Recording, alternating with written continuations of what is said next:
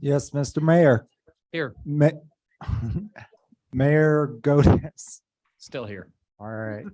Mayor Pro Tem Willman. I never was here. Got here. Counselor Hershey, Present. Counselor Kaup, Counselor Dem, Here. Counselor Russo, and Counselor Step. Yes, Mr. Mayor, before Thank- we begin, can I make a motion to allow Councilwoman Step to appear virtually? All those in favor say aye. Aye. Any opposed? Is Oh. Ms. Step opposed? That was my. Well, she funniest can't vote. vote on that. But now that we, Oh, now she. now she can. All right, let's all stand for the Pledge of Allegiance. of the United States.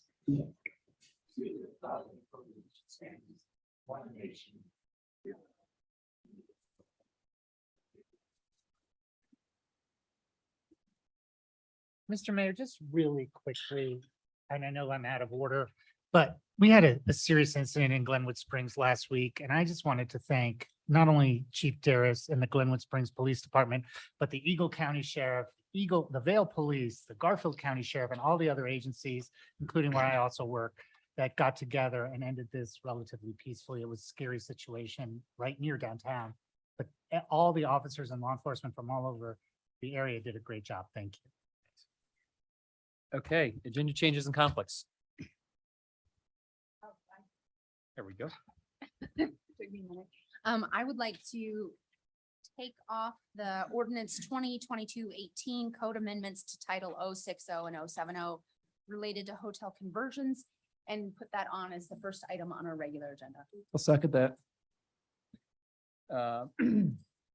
Do we need a vote on that? No, I think she's just allowed to pull it off.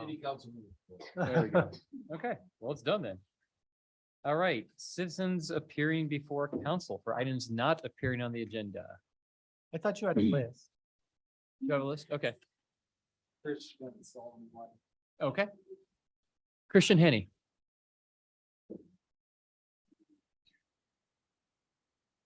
Good evening, Mr. Mayor and Council. I wanted to come before you today and speak up. Name. Christian Henney, 526 Pine Street. Are we good now? Can you Roll. speak up a little bit? Yes, Mr. Hershey. Thank you. I can't hear you. Uh, Oh, now I can. On behalf of the DDA board, Thanks. we've heard from many of our downtown businesses concern about the downtown market and wanting the downtown market to happen one way or another, and wanted to express to you that there's been some conversations between the DDA staff and city staff, and we would love to find a way to work together and to make that happen. We feel it's an important thing, important activity that happens downtown. So just want to put that on the floor.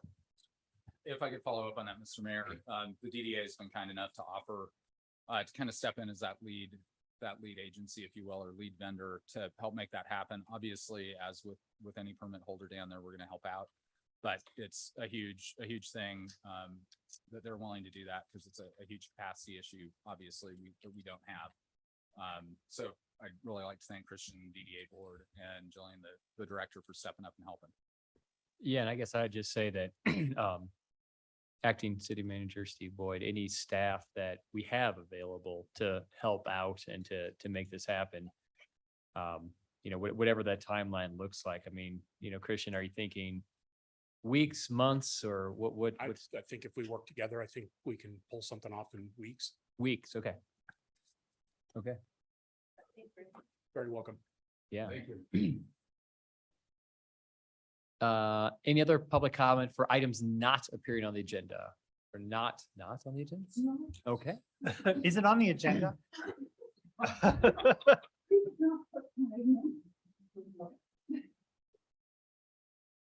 Lori Chase, 705 Cowden Drive. And Tony, I want to also thank our police chief and all the police that responded to that, and all of the other emergency responders from the other agencies. In addition, the communication from the city to the citizens was excellent. I liked the follow-up with the police report was amazing, and it told us a lot that we didn't know. Thank you very much. Thank you, Lord. Anybody else for items not appearing on the agenda? All right, seeing none, we'll move on to consent agenda minus the second reading of the hotel conversions. Do I have a motion?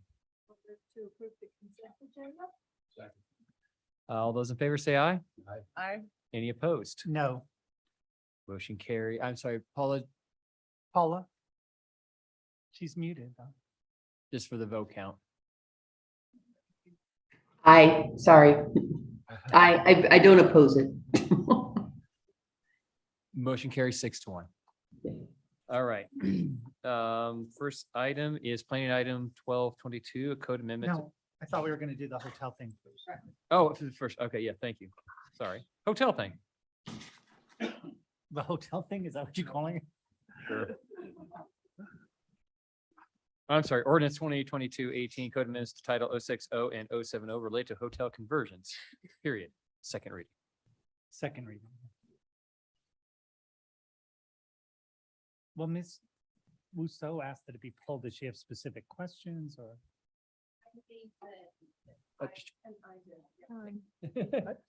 It has come to my attention that quite a few members of the community that would be directly impacted by this didn't have an opportunity to know it was on the agenda last time, and this is their opportunity for public comment and also to maybe work on some nuances of the ordinance. Thank you. And I had also, I was not here at the last meeting and was not able to get my comments in on that. So I also had some comments just on details of the ordinance and how we might improve it to make sure that the community benefit is there. Does council want perhaps a short summary again as to kind of where we're at? And then I had a couple of comments just related to kind of the utility issue that has come up before we open it up. Sure, Jen, I guess. Can I suggest that we do that as Mr. Hanlon said, and then I know that Paula had I saw her email, some questions were answered. Maybe then just a quick question and answer, and then public comment. So just like we always do? Yeah, Yes. but I'm saying it's different because we pull this off. No, I think once it's on a regular agenda. Okay, we'll just follow yeah, the like board. we always do. Thank you. So- Good evening, Mayor, members of council. Jen Newton. I'm the Assistant City Manager representing Community Development. This item is planning item 1922, ordinance 1822. Staff believes that this is that we are at a critical need for affordable housing, and that's why we brought this proposed code change. There's two components. One that is, actually, are you able to see that? Yes. Hold on just a second. There's two components, one related to extended stay hotels. So it's creating a new definition in the code and a path for kind of a commercial path for hotels to convert to an extended stay hotel. It creates an exemption related to parking, the number of parking stalls that would be required by the code. When the existing footprint of the structure does not change from, so it's a hotel, it's going to an extended stay hotel. And when the hotel is proximate to transit, which means that it's within 750 feet of an active transit stop. And when the number of units doesn't increase, also would remove 2 parking lot upgrade requirements entirely for the code. So not specific to hotel conversions, but would be applied for any project. The proposal would also create a new commercial use category, which has requirements, including those for kitchenettes, bathrooms, clothes washing facilities on site, and then proposes the extended stay hotels have rental agreements where there's a deed restriction requiring 20% of those units to be leased at an average of 80% AMI. And that number would also include utilities, so base utilities. Additionally, staff is including a potential short delay of the installation of a fire suppression sprinkler system of 90 days when the water service is sufficient for the fire system. And that provision would be in Title 60. So that's the building code. And so it would be a local building code amendment that would say that when the building permit comes in, or when we issue it, that they wouldn't have to bring the fire suppression system online immediately. It would be a 90-day delay, but only for those uses where they're on existing city water service and where the fire flow is sufficient to have a fire suppression system. It doesn't require it. So if there were a case where the hotel or the motel couldn't do that, they can still convert. They still are allowed to do redevelopment. They would just have to provide the fire suppression system at the time of the certificate of occupancy.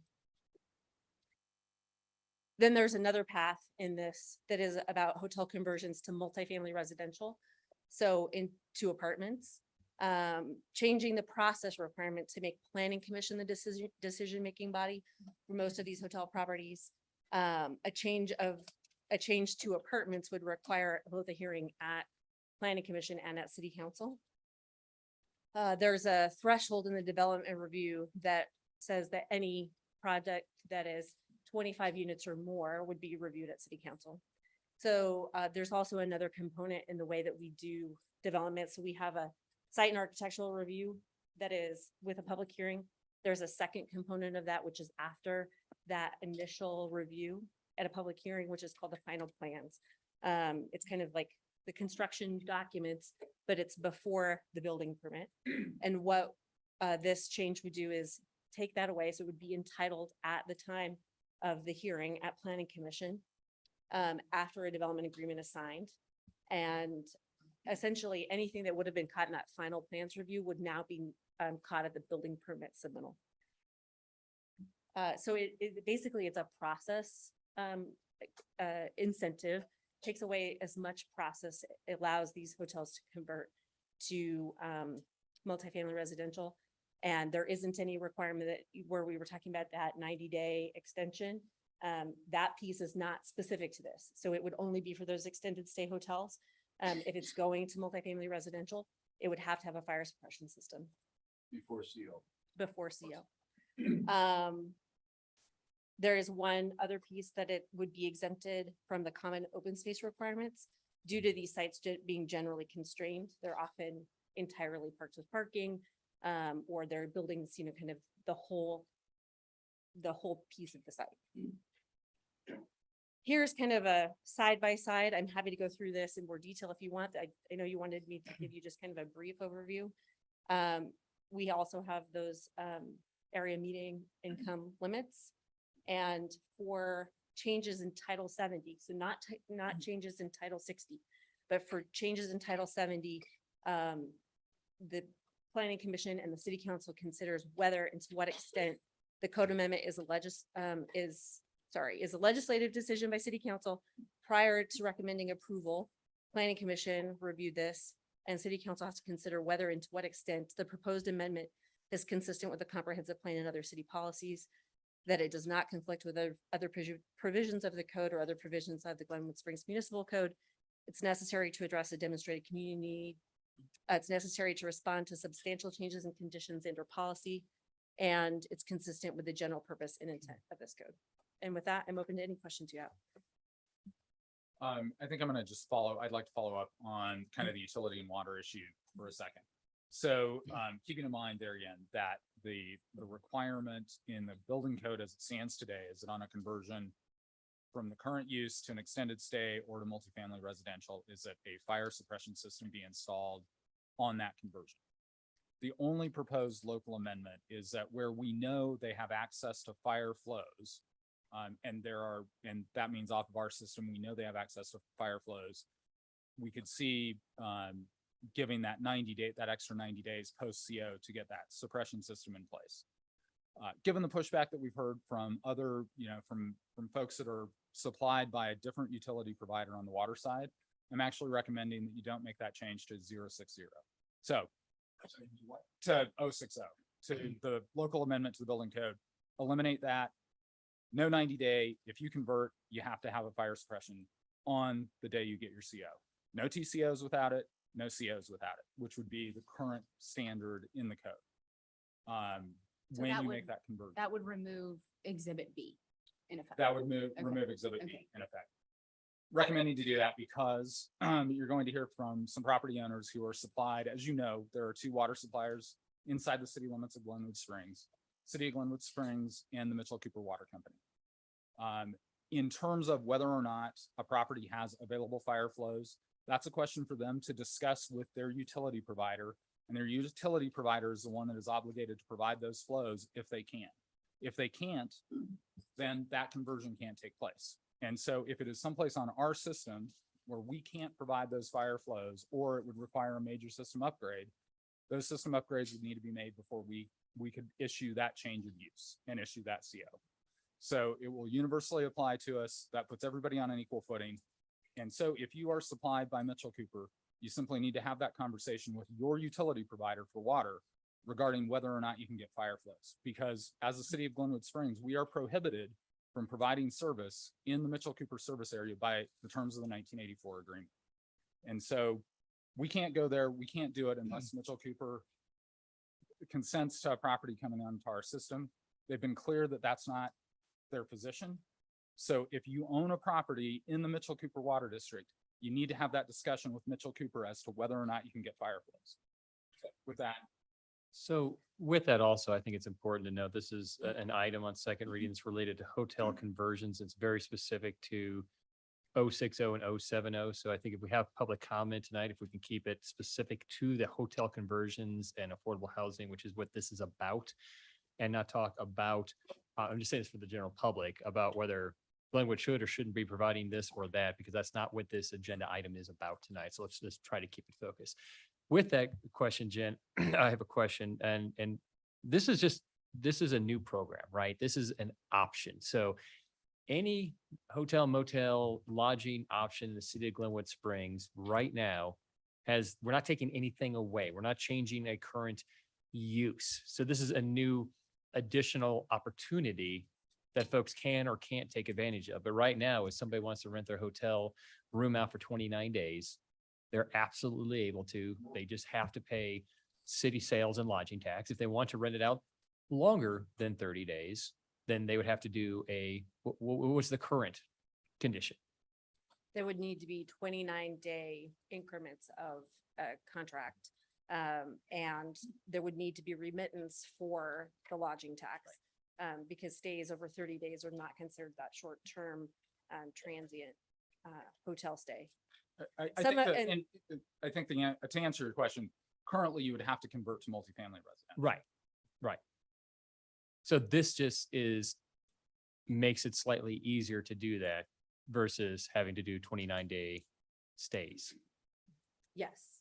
So it's intended because we have a crisis in terms of affordable housing, and we anticipate that these longer stays would be used by, I think, primarily employers who have the need to have transitional housing for employees who are coming in, or potentially seasonal employees, that we think that this is really critically important. And I will say that, that all residential requires a suppression system, but, my understanding is that the requirement for a hotel to have a fire suppression system has been in the code in the building codes for a very long time. I don't have that exact what year that went into effect, but, the fire chief and I were having a conversation earlier today, and he thought it was probably back to like the 1994 building codes. And if you need that information, we can certainly look. So if I saw on the Roaring Fork Swap or some other social media that somebody was like, hey, we're renting our motel from October to April. Currently, the way they would be doing that is by 29 days at a time and remitting lodging and sales tax. Is that how that's probably happening? That's how that would probably be happening. Okay. I do think that our preference is to have that come in as multifamily residential, or, if this goes into effect, that we're creating basically a new opportunity to have an extended stay. Yeah. Which would be 180 days unless the contract is with a government entity or a quasi-governmental entity. So the city of Glenwood Springs, the school district, RAFTA, et cetera. Sure. And I'm going to follow up on that change in creating this other category that's a little bit easier, recognizing that those 29 days are going on in town. When we talked about this possibility, the fire marshal, the fire chief, and the building officials' focus was on life, health, safety. That was their primary focus. And so the things that they felt were non-negotiable, if we created this new category that was easier to achieve, was it's got to have a fire suppression system. It's got to have a real kitchenette. It's got to have a separate sink for food and one for the bathroom. Because what they don't want to see happening is they don't want to see people cooking on their hibachi grill, with the window open next to the curtains, and then prepping food in the bathroom and those kinds of things that they wanted to, make sure that we were doing the best we could to ensure safe, clean, healthy environment for people that are operating in this category, rather than what they know is going on with the 29 days, which is it's a hot plate and it's a bathroom sink. Carl or Jenna, who had this question, maybe Carl, you suggested we make this change in the second reading. If we didn't make that change, and I owned a motel in Mitchell Cooper, and I go to Mitchell Cooper and I could prove that I have the ability to have the water supply to put the system in, why wouldn't that suffice? We could still give them 90 days to bring it up to speed. I mean, I guess if you guys wanted to make that change in the language, if we could get a certification from the system engineer that the flows were sufficient to do that, I think that'd be fine. You'll recall we did have a work session with Mitchell Cooper, and they identified the inability to deliver fire flows as one of the problems that they had. So I think at this point, I would rather err on the side of the playing field is level. It's simple. The building code is what it is. You have fire suppression in when you get your CO. And that way we've really addressed the life, health, safety across the board equally. So you mean by the playing field being level is if I own a motel, it's not in Mitchell Cooper, but within the city, it's city water, I gotta have the same requirements as somebody with a motel within the Mitchell Cooper. Yeah, service. absolutely. And then everybody's on the same plane. That's all I have. Thanks. Any other questions? I had one other question. So in general, this is truly just a change of use. And any other time we would have a change of use in code, and you have to remind me because this is from back in planning and zoning, it would probably prompt a permit. And in that permitting process, all of these things would be stipulated. And most times it would be more than 90 days regardless, but in the event that for some reason someone needed an additional amount of time, couldn't we grant a variance for that? We're talking two different, so you're thinking Okay. about it in terms of the planning commission and getting through that permitting Uh-huh. process, where we're talking about the requirement. for I'm on fire- building process. I'm Right, truly you're- on building. Uh-huh. Okay, so in the building code, Mhm. we would require an operational fire suppression Yeah. system at the time of CO, and we would not grant you a TCO and say, well, well, Sure. and let me be clear, one of the reasons we don't want to do that is if you do grant that TCO and people move in and then it never happens, Mhm. I do not want to Sure. be moving people who are desperate for housing back onto the street. That's fine. I just see some redundancy with it because I feel like if automatically people with this change of use, And a little background for people who are here this evening, maybe about something else, and that is that we were approached by a few motel owners and hotel owners saying that this was a desire they had to change their use and allow an extended day. And so in the process of looking through our code on what would be required, there were challenges. Is that a question? I thought we were gonna do questions first and then come. Yeah, I'm just bringing everyone up to speed. I think everyone's up to speed. I don't think so. Yeah, well, regardless, there was parking, and parking was the big concern as far as, and also the fire suppression. So I would say primarily it's the expense of the Mhm. fire suppression was a concern. The other kind of, just for the benefit of the folks in the audience, because council heard this before, but some of those other concerns that are brought up with these hotel conversions, which are very expensive to do because you have an existing building, but you have to put in new HVAC, you have to put in a fire suppression system. There are system improvement fees that have to be paid if it's going to convert to a multifamily residential. And that just the difficulty in making these conversions because there are new requirements, new building code requirements that have to be met. Paula. Thank you. Wasn't sure, being over Oh, here. I got like 4 texts telling me the Paula's got her hand up. We're on it. Nice, nice.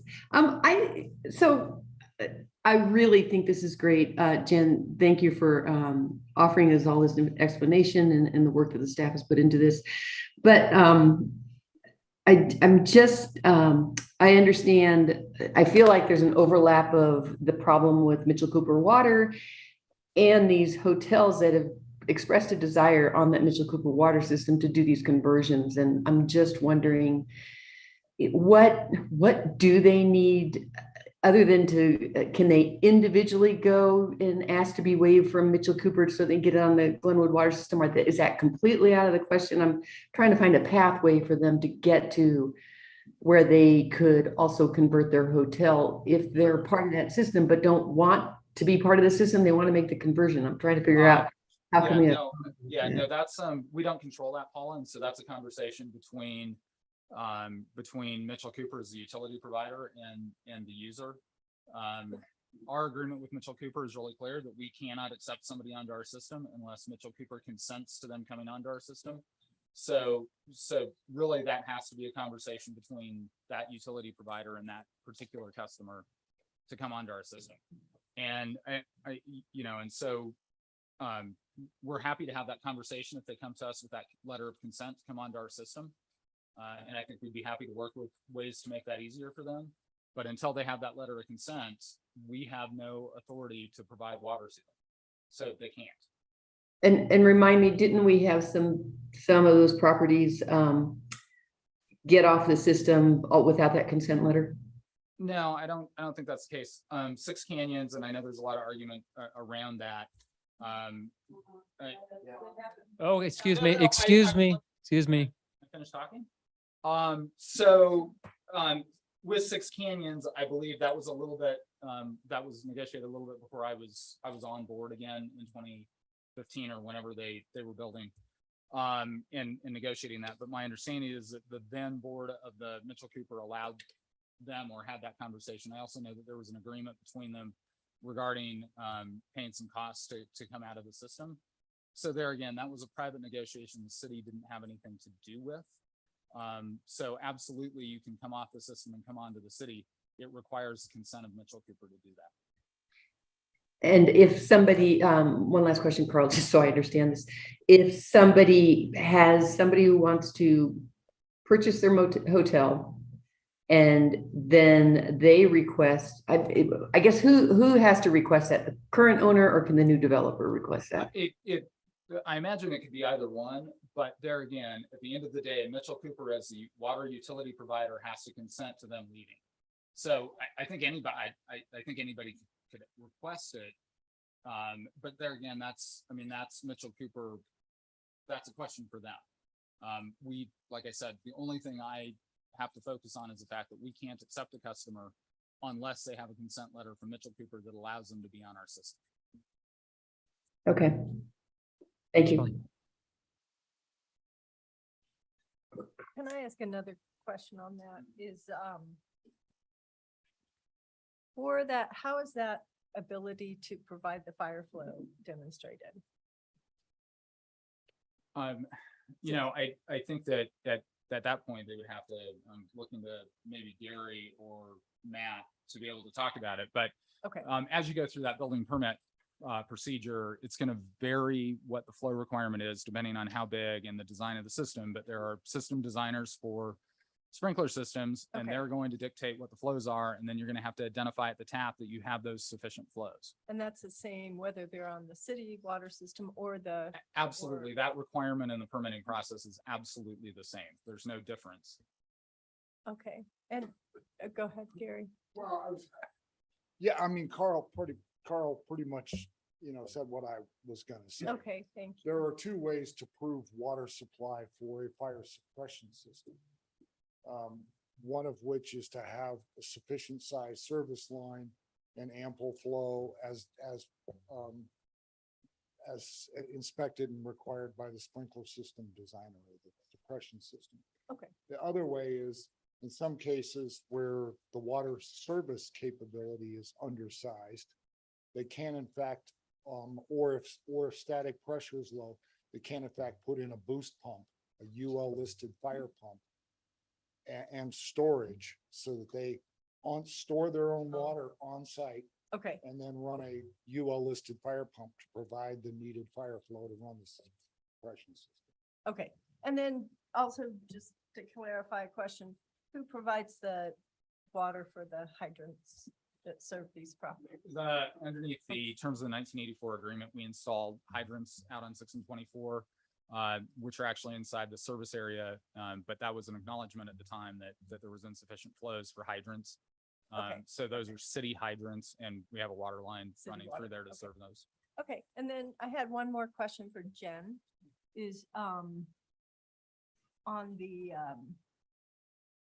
definition of kitchenettes, do we actually define those for these units? I think just for the public's benefit, you had sent me something, they need to have 2 sinks and a cooking, like a stove. Do we have any requirement on the refrigerator unit?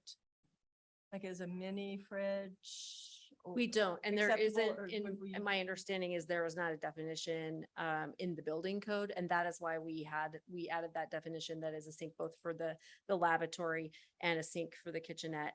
And that's, for sanitary reasons, and Okay. then additionally to have a stove that is, and I don't have that language right in front of me, but a stove that is basically plumbed in, that is not a microwave. There are some exceptions of what, those kinds of hot plate would not meet the requirement. So would there be some option if council wanted to add a requirement for a refrigerator type thing and some type of storage area and prep area for a kitchen as a minimum kitchen requirement? Is that something we could? We look certainly at? could. I Okay. don't know that I would say what a full size fridge is, because the full Right. size fridge has become quite large. Well, And There are small. it's about 18 cubic feet. I just know because I do a lot of refrigerator shopping because my fridges always suck. But a dorm room fridge is like 5.3. The smallest full size is 18. So but they do make like a 10 to 12 cubic that 13 cents. Yeah. I've seen, yeah. So there are options out there just above, the little box. and certainly that we can add that to the definition of what a kitchenette is. Okay, just to have it be a functioning kitchen. Thank you. Any other questions? Okay, we'll now turn it over to public comment. The first person on the list for this item is Lori Raymond. But you're the first person, so.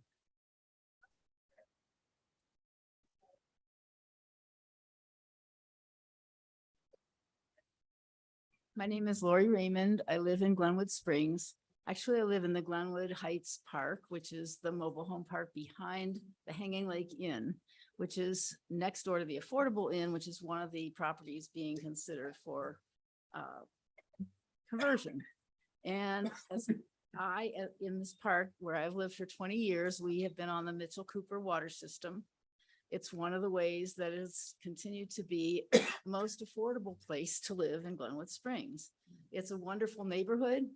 I have never been as comfortable, safe feeling, or happy any other place I have ever lived in my entire life. But one of the things that made it possible to live there was the affordability, and part of the reason it's affordable is that the Mitchell Creek water system is an alternative to the city, and it's been in place for a long time. As I understand it, there are issues that are sort of disputes between various members of the Mitchell Creek Company, internal issues and issues with the city. And I think that it would be a good thing to address via mediation so that the Mitchell Cooper system could survive. Those motels in the strip in front of my trailer park are on the Mitchell Cooper system. And I understand the need for fire suppression, and that is not anything I would ever dispute. I do think that if you force those properties to convert to the city water, you're going to destroy a big portion of their affordability, but you're also going to impact 3 or 4 or 5 mobile home parks that now use the Mitchell Cooper system. It's a small system. And if you take away a lot of the customers, by forcing them to convert, you're going to destroy the ability of those parks to continue with Mitchell Cooper. Mitchell Cooper may not be able to continue to be viable. And there's been estimates given that I've read that it would cost each park approximately $100,000 to convert to city water. Our park has 20 trailers. We're all fairly low income. It's a comfortable neighborhood, diverse in terms of, it's about 50% Latino, 50% Anglo. We have professionals, we have tradespeople, we have business owners. It's a very good place to live, but a lot of us live there because the affordability allows us to really participate in the community and to be business people and make other kinds of contributions. I think that this is kind of an indirect attack on the Mitchell Cooper water system, and that it would behoove the city to approach Mitchell Cooper, as a way, kind of look at ways to resolve these Thank you, Lori. disputes. And everybody's interested in affordable housing. This is the most affordable type of housing we could possibly. Lori, thank you. And just for your information, Lori, no one is forcing anybody. And we've had this conversation over the last several months. So there's no conversation at all about forcing residents on Mitchell Cooper to come onto the cities. Well, Period.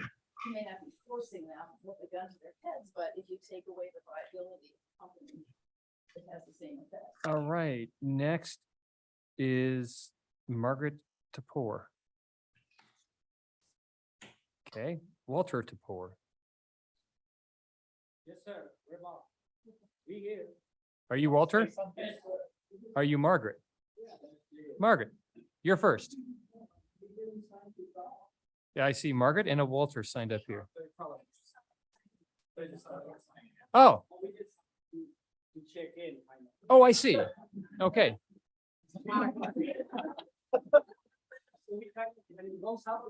Check in.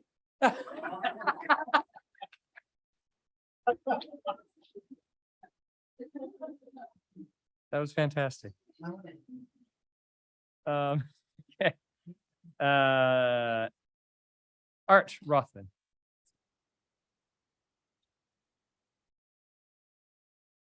Hello, my name is Art Rothman. I own the Red Mountain Inn in West Glenwood at 51637 Highway 6. And I'm also president of the Mitchell Cooper Water System. So I wanted to speak to some of what is going on here. And to start with, I want to say we're very confused here.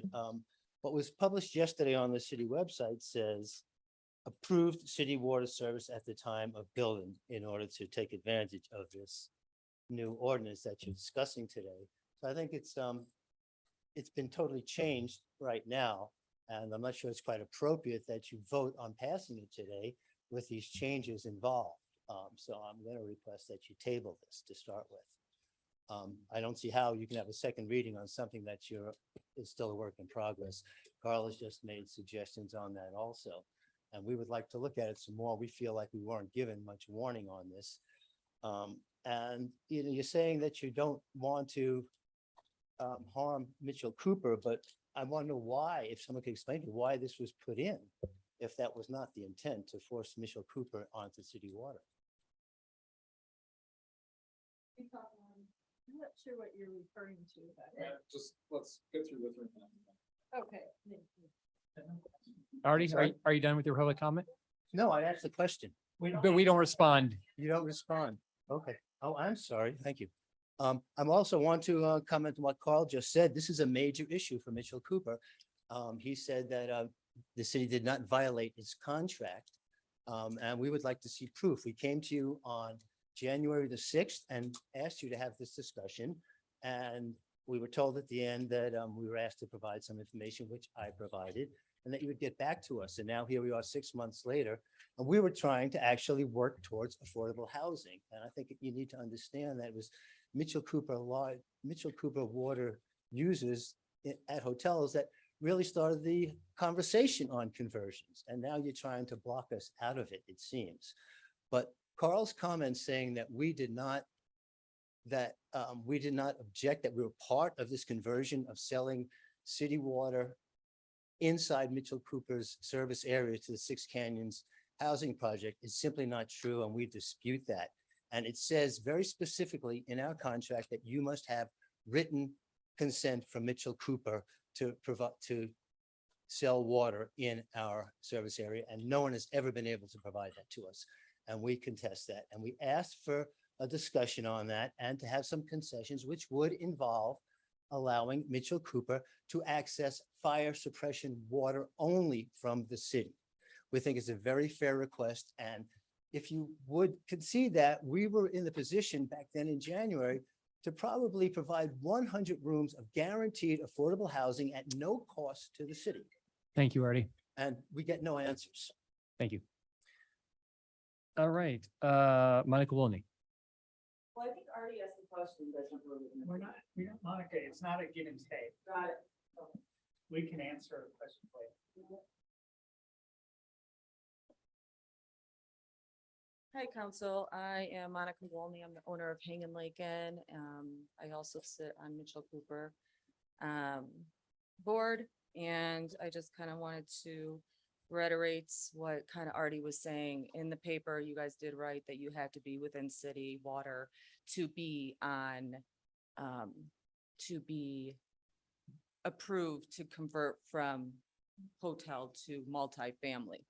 So this started 2 years ago where our neighbors and other properties wanted to convert. So you guys have been saying that you guys have a problem with housing, supplying affordable housing. There's properties that wanted to convert 100% affordable. And now you guys are having an issue with Mitchell Cooper because as I was just listening to this young lady here say that the expense of fire suppression would cost too much for, would be too much to get Mitchell Cooper on that. So these properties 2 years ago approached you. They said that they will pay to connect to the city water for suppression water. They will take it on for their own costs. And you guys still want us to give up our rights and go on to city water because it's going to basically give more money for the city. We're not converting Mitchell Cooper. We're not leaving Mitchell Cooper. We're staying within Mitchell Cooper. We're not going to be city water. We're not going to be joining. We have asked you guys multiple times about just getting suppression for people that just want to, not for everybody, whoever is going to be building or converting, those people would want to convert. They would need fire suppression water. They want to connect. They will pay their tap fees. They will pay their own costs to connect. And you guys have completely discredited them and still are on the same page as we still need affordable housing. If you guys were really serious about this, you guys would have really taken Mitchell Cooper and these prepositions from Affordable Inn and some of these other people and took it seriously 2 years ago. Even if the talk has never changed. These people have been coming to you over and over, and now you're throwing a clause in there that we have to be on city water. And that's what it wrote yesterday, in order to convert. Well, you guys are losing on both ends. That's all I have to say. Thanks, Micah. Mike Herms.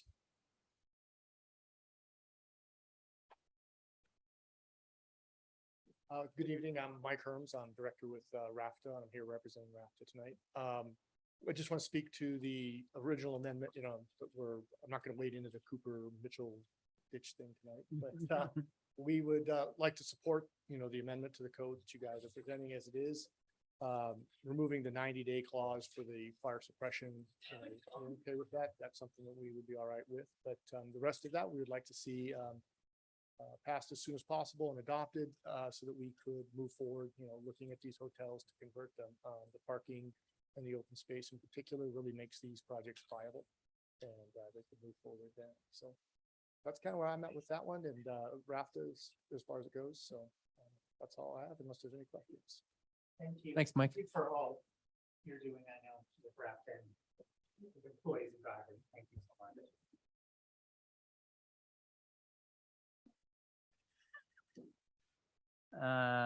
Let's see. Anybody else like to speak on this topic from the public? Go ahead, Jennifer. Remember, the topic is not Mitchell Water. The topic is hotel conversions. Hello, Jennifer Vanian, 1016 Minter. Hotel conversions. This is what the topic is, 070. Mitchell Cooper is a separate water. 100% in support of the people who are trying to get affordable housing, and hotel conversions, the ones that are on the table are 100% affordable, not just 20 or 30 or 50, 100%. So I want to see the city get behind that. The cat is kind of out of the bag in the city of what happened over at Six Canyons. What about if the city came together with Mitchell Creek and said, okay, let's just clear this whole thing. We'll give you water suppression and you pay for it. You pay for all the upgrades it takes to get it, but we'll make that happen for you so we can get affordable housing. And you make this go away. We'll put it in writing that now that's a done deal. There'll never be a lawsuit. I just think that could be something that could happen. I think the city could come together and work with them. I support Mitchell Cooper Water. Thank you. Thank you. Does anybody else have a comment on hotel conversions? Great. We will now turn it back for council comments. Go ahead, Charlie. Before Charlie does, Mr. Mayor, I think there are a couple of things that I should. Wait, there's somebody online. Oh, sorry. Whoops. So Stuart Sloat, if you're able to, please turn your camera on if you want to give public comment. Thank you. Alyssa. Alyssa. No, it was relayed from Alyssa to Brianna. Stuart. Yes, can you guys hear me? Yes, can you turn your camera on, Stuart? I will try to. I apologize if I'm a little hoarse. I came down with COVID here today, but wanted to speak to you guys. Let's see, trying to get the camera. Well, anyway, in the interest of time, just want to reach out. I think my neighbors have done a good job here bringing up some of the things. I own the Affordable Inns. I wanted to convert it to apartments, and I was working on that. And I guess my suggestion to my city council right here in front of me right now is please put a mute button on the guy who's been talking about the Mitchell Cooper agreement here tonight. Think outside the box 1 inch, because you guys need housing. You have an 8-inch water line that runs right along in front of my property, all the rest of the properties. We're willing to pay for it. All you guys need to do is change things a little bit and we can have all of this off and running. I'm doing it in other communities. I want to do it in Glenwood, but it may be too late now because the city water department and also the city sewer department have really, done their best to get in the way of things. City council members, they've been wonderful. The ones I've spoken to, planning department, they've been wonderful. But yeah, the water department, you guys should figure it out because They're the ones screwing this up. Thank you, Stuart. Okay, now back to any other public comment? Back to Carl. Yeah, I just want to clarify a couple of things. I know. Oh, no, I'm looking for my mute button. Oh, sorry. Thanks. The Six Canyons, the time is coming past if there were going to be a lawsuit in terms of statute of limitations. I just want to be abundantly clear. I also want to be abundantly clear that they entered into an agreement with Six Flags and got paid money as part of a settlement on that. So there again, this is not something new coming to light. It was something that was negotiated out between them and Six Canyon at some point. So I don't want council to feel like you're being threatened there with anything that is real. It's not. So I think that's just critically important. And again, I want to reiterate that, and we've been very clear with property owners that Mitchell Cooper has to consent to them coming onto our system. And Mitchell Cooper is their water provider. And as a municipal water provider, one of your responsibilities is to be able to provide fire flows. And so that's just being very straightforward. I'd also like to clear up for Stuart's benefit that it's not city sewer out there. It's West Glenwood Sand, which is a separate sanitation district. So they're separate and apart from us, just like Mitchell Cooper is. So that's not the city. Thanks. Thank you. Go ahead, Charlie. So just a couple comments on based on and maybe answer some of the questions that I heard out here. Yeah, sorry. I always think I talk louder than I do. Okay, just a couple of comments. First of all, Lori Raymond on the mobile home parks. I surely understand what you're talking about and the importance of mobile home parks providing affordable housing for a lot of our citizens in the city, and I support that fully. And hopefully you're aware that the state legislature this past year has increased the ability and made it much more difficult to sell the park from underneath the mobile home park unit owners. And I, as one councilor would say, I would support anything we can do as a city. We received some more authority in the legislature last year to try to make sure that we can maintain mobile home parks within the city limits. So hopefully, no matter what happens to that property in the future, that we can help maintain those mobile home parks. That's one comment. The second is that when this came before us as a council 2 weeks ago, I guess it was, I saw this as an opportunity to provide affordable workforce housing in an appropriate way. The fire requirements, the suppression requirements that we have are not mandated, well, they're mandated by our adoption of various codes, but it's a uniform fire code. I probably get the wrong name for that, but this is required by fire codes that are adopted throughout the nation. It's not something we have put on a particular motel or other property. And every time you convert a property under our code and under most municipal codes, you have to bring it up to code, the current code, with some exceptions. But the intent of this ordinance was to make some exceptions to try to make it easier to do that. And the intent of the original 90 days was to give people some opportunity, additional 90 days to come up with the resources, whatever it may be, that they may need to get the water supply system. The Mitchell Cooper and the city agreement has, as Carl said, a requirement that we cannot provide water service, and we cannot provide water service to their owners in the Mitchell Cooper system without their approval. If there's something wrong with that agreement, maybe we need to look at and redo that, but that means that's going to be cooperation between the city and the Mitchell Cooper water system. And that means give and take on both sides if possible. And I agree, if that's a way to enhance the ability of people to convert or to either extend the stay or other things, and maybe it's a conversation we should engage in, but that gets at a higher level than we're able to do without counsel and advice from our lawyers about what to do. There's also a requirement in the municipal code, and has been there since I was city attorney back in 1980, that if you wanted to basically get city water, you had to basically give up any other water rights you had. I think, am I that right, Carl? Yeah. And so that's not something new. That's been around since at least 1980 when I was city attorney. So there's nothing here in this particular ordinance that we're approving tonight, which is against Mitchell Cooper, is against any hotels, is against anybody else. It's the idea of we're trying to work toward providing a easier way to convert these motels to either extended stay or to multifamily residences.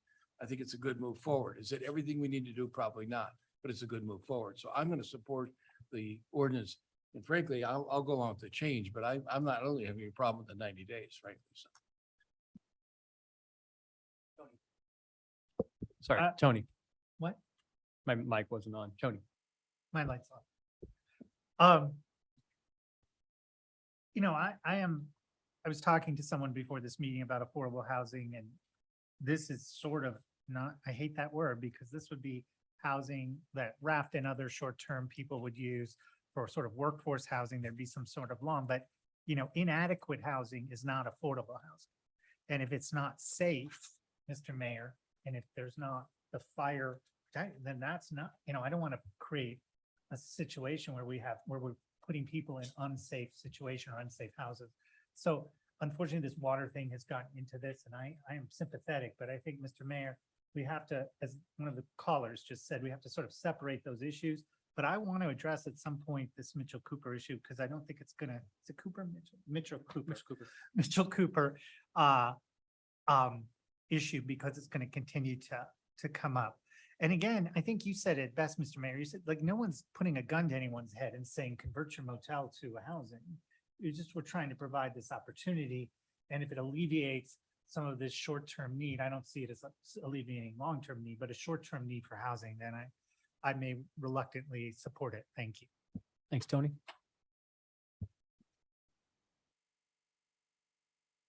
When I read this ordinance, to me, it really was just about a building code. It's an amendment to our current code. And never have I ever seen anything in a code that would stipulate a utility district. That mean, we're basing everything, this is supposed to be a building code conversion. We wouldn't have normally written in here that you have to use our city sewer and not West Glenwood sanitation. So I mean, it just didn't need to be in there. And I think it was an oversight, or maybe you can all look at it as whatever you want, but it doesn't need to be in there. As far as how we move forward, we need to have a discussion about Mitchell Cooper. Tonight is not that. Tonight is creatively evolving our land use code to allow for motel conversions. It's a step in the process. With that in mind, I don't think that, we're not talking about mobile home parks. I appreciate that, the vulnerability. And when we do talk about Mitchell Cooper, please come back and talk about that at that time. I need clarity. Remind me how long Mitchell Cooper has not been providing its own water. Yeah, they received an order in 2017 that they needed to come up to current standards from CEPHE. They made requests underneath the agreement that we have with them to begin having us supply potable water. We have an interconnect with them for that purpose in early first quarter 2018. So we are at about whatever that is, 4 years. 4 years. Okay. Okay. So, ultimately, I would love to see sufficiency, just as much as West Glenwood Sanitation provides sewer and the city of Glenwood provides sewer. I would love for Mitchell Cooper to provide you with the water you need. And I think that we need updates on where you're at with that, and we need to have a dialogue. But for the purpose of this evening, I would definitely support moving forward with this, with the exception of removing Exhibit B. And I just want to say that I don't want to be heavy-handed with what type of appliances you use. So I'm not going to say anything about the type of refrigerator you use. I think that is both a cost to the person who is doing the conversion. And really, I will trust that you'll use something appropriate for the units. So, yeah. Go ahead, Paula. Wake up, Paul. No, I was rating. As I said earlier, I think this opportunity for affordable housing and is very important for the city of Glenwood. It's one more creative way to move forward to offer opportunities for people who are in our workforce and mitigate some of the problem with homelessness we have for families and such. I do think I would like to see some mediation moving forward, or some more movement on the Mitchell Cooper water concern. I feel like it was brought to us in a while ago and then it was kind of left in stasis. So I would love to see an opportunity where Steve or Carl, that we do some outreach again. And as mentioned earlier, this is a two-way street. This means that both people come to the table ready to find some middle ground and to share information so we can get to a point where people can make movement on their properties. But I'm going to support this because of the extreme need we have for affordable housing. Thank you. Shelley. And I will echo comments too from others about the Mitchell Cooper water system. I'd like to see us go for possibly some mediation on that if we need to make sure that everybody feels comfortable with that negotiation. But, you know, we're dealing with a water system that doesn't really provide their own water right now. So it's, I understand on this exhibit B why there was possibly that clause in there that said approved city water system, because that system we know has the pressures that are needed. So we could afford a 90-day extension on letting them kind of slide on the fire suppression, give them more time to get that in. But when you're dealing with a system that there's awareness that they don't have that capability to do that, then there's not as much impetus to try to have that 90-day extension. But do I understand from council that we're just going to take that out, that 90-day? Okay, so that exhibit B will go away, and that's where that sentence was about being on the city water services. So it won't exist anymore. So it won't exist anymore, is my understanding. So in that way, this whole process can still apply. As Gary mentioned, the fire chief, you know, if a property wants to stay on Mitchell Cooper and wants to provide the water storage necessary for fire suppression and have a pump to get to the pressure that you need, then there's certainly, that's an option to do it. So in that stance, I think we can totally support this moving forward. We do have the crisis in affordable housing, and this is simply making these conversions more affordable and giving more options to hotel motel owners that may be interested in doing this conversion and going to the long-term rentals. I did have some comments though, and that's part of why we pulled it off of consent today, is I don't think that it's heavy-handed to try to if we are giving opportunities for these hotel conversions to happen more easily within our city, we're giving away some of the parking requirements that might be required to have for the extended stay hotels. We are making that conversion quite a bit cheaper for the developer, and I think in return for that, the city should require certain benefits to the community. And that's the things I'm interested in seeing are a higher percentage of the units being required to be affordable per our guidelines. Right now, we're asking for 20% of those units. I'd like to see that percentage be higher, and I'm open to discussion on where that might land with council. I do think we should have some minimum kitchen requirements besides just a stove in a room. You know, it'd be nice to have some minimum amount of food storage and counter space and a refrigeration unit. So we are requiring a sink and a stove. That's pretty minimal. And then the other one I'd like to see, and Jen, we could talk about, and Carl, something very simple on parking management. Again, if we are allowing parking to be below what our typical code requirements are, because again, it's an existing motel hotel site.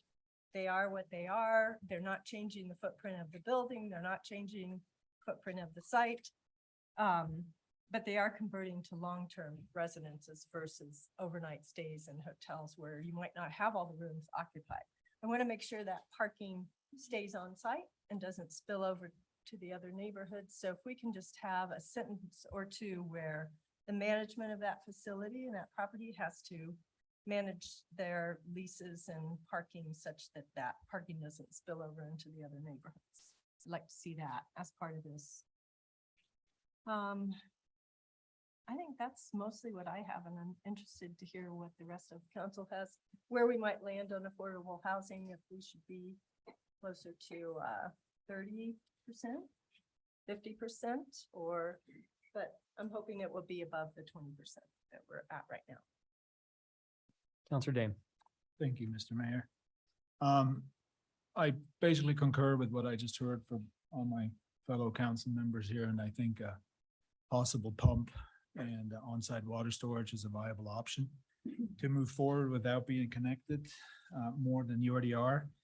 The kitchenettes, I would pass on if it was me. I think if we stick to the maintenance code or the wherever it mentions kitchenettes somewhere, I think that's good enough in my opinion. But I am open to the 20% discussion for affordable inclusionary housing. Other than that, I can support this with B removed. Thank you. Thank you. Sure. Mini fridge, I just looked up on internet and there. Oh, sorry. Thank you. Thank you. Thank you for both. If you get a mini fridge, it's a 4.5 cubic with a freezer. It's 19 inches wide by 42 inches high. So it's not huge. It's about $500 on a particular website. So I'm not necessarily favor against it. I just thought, so we have data. So I would say, just for my comments, I'll start with the kitchenette requirements. I've just seen a lot of junk out there, like Roaring Fork Rentals and Roommates and things like that, where they call it a kitchenette, or, you know, it's basically a room share. And then they literally take like a piece of plywood, put a couple angle irons on it, you know, tack it to the wall, throw a prep sink in it, which is like 8 inches by 10 inches. I'll throw a hot plate on it and say kitchenette. And if we're talking about affordable housing, you know, you got to allow people to be able to make food, because it's no good for people to spend $1,200 a month in housing, but $800 a month because they are forced to eat out at every meal. So I'm not talking going over the top there. I mean, I swear if I Google it on the first page, not on Charlie's computer, but on mine, I'm sure there'll be some very simple definitions on minimum prep space, minimum refrigeration, voltage requirements for a hot plate. I mean, just something very, very basic. I've just seen a lot of people convert really, really tough stuff. I'd like to have just a little bit of minimum standards. I don't want to go overboard.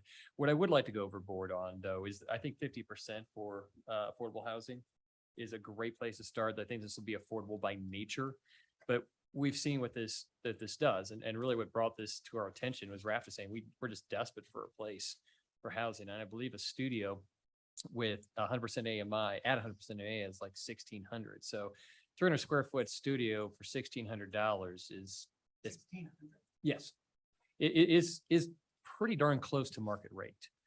You know, I think to the other things about you know, Mitchell Cooper, I don't think I'd support any further conversations. I'm all for having conversations, but we've been asking Mitchell Cooper for years and years to provide minutes and corporate documents. And as a shareholder, we're entitled to that they've refused to provide.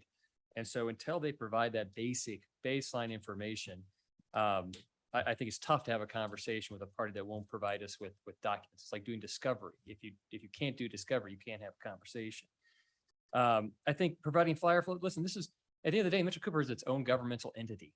It's no different than the county. I just had an email this week from somebody who was wanted to do a trailer park conversion in unincorporated Garfield County, wanted the city to help participate in some way, probably funding. As mentioned, hey, we don't have a funding mechanism in place yet. And, you know, providing housing outside city limits is kind of problematic. You should talk to the county commissioners. We get requests all the time to do things or to do that, but the party that needs to be responsible for providing water flows and providing water is Mitchell Cooper. Currently, they don't provide their own water. They rely on the city to provide water at a wholesale rate. And that's kind of like, you know, a trust funder saying, Mom, Dad, I need you to provide me $10,000 a month for housing instead of $5,000 a month. You know, you're not making your own water. You're not producing. You don't have a water tech guy. You don't have a facility that is productively doing it. You're just taking water at a wholesale rate, which is subsidized by the rest of the ratepayers in the city. And if we were to invest the millions and millions and millions of dollars it would take for additional tanks and pump stations off-site to provide that fire flow, guess who provides the subsidy for that is the current existing ratepayers that, yes, have been providing probably are getting charged a higher water rate. But there's a reason for that because the systems and the tanks and the pumps throughout the city have been maintained for years, and we actually have to pay a staff to produce water. Mitchell Cooper does not have to provide that.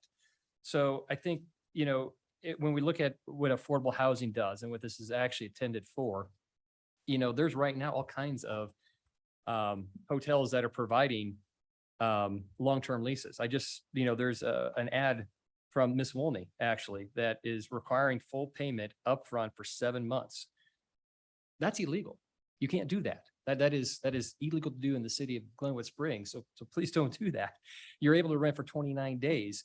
If you want to do that, that's fine. But I mean, I know I've heard a lot of people stay at Red Mountain Inn for months and months at a time. I know people stay at Affordable Inn for months and months at a time. It is already happening. So this is just a way for people to take advantage of it. If Mitchell Cooper is able to and wants to make the investment to provide their own water, to create the fire flows, fantastic. That is a utility and they should have that conversation. But asking the city to do à la carte, all these little things that might help, this is a whole nother conversation. So I think that I'm in support of the minimum standards for kitchenettes. I'd love to see a 50% requirement for kitchenette or for affordable housing, and I will be supporting this. Okay, just a reminder, this is second reading. So I think if I heard everybody correctly, we're really down to two issues that need to be addressed by council before this might be able to move forward. One is the affordable percentage. I do know that as we move up, it becomes more problematic with lenders. So something to think about. I don't know what the break point is, but just something to consider.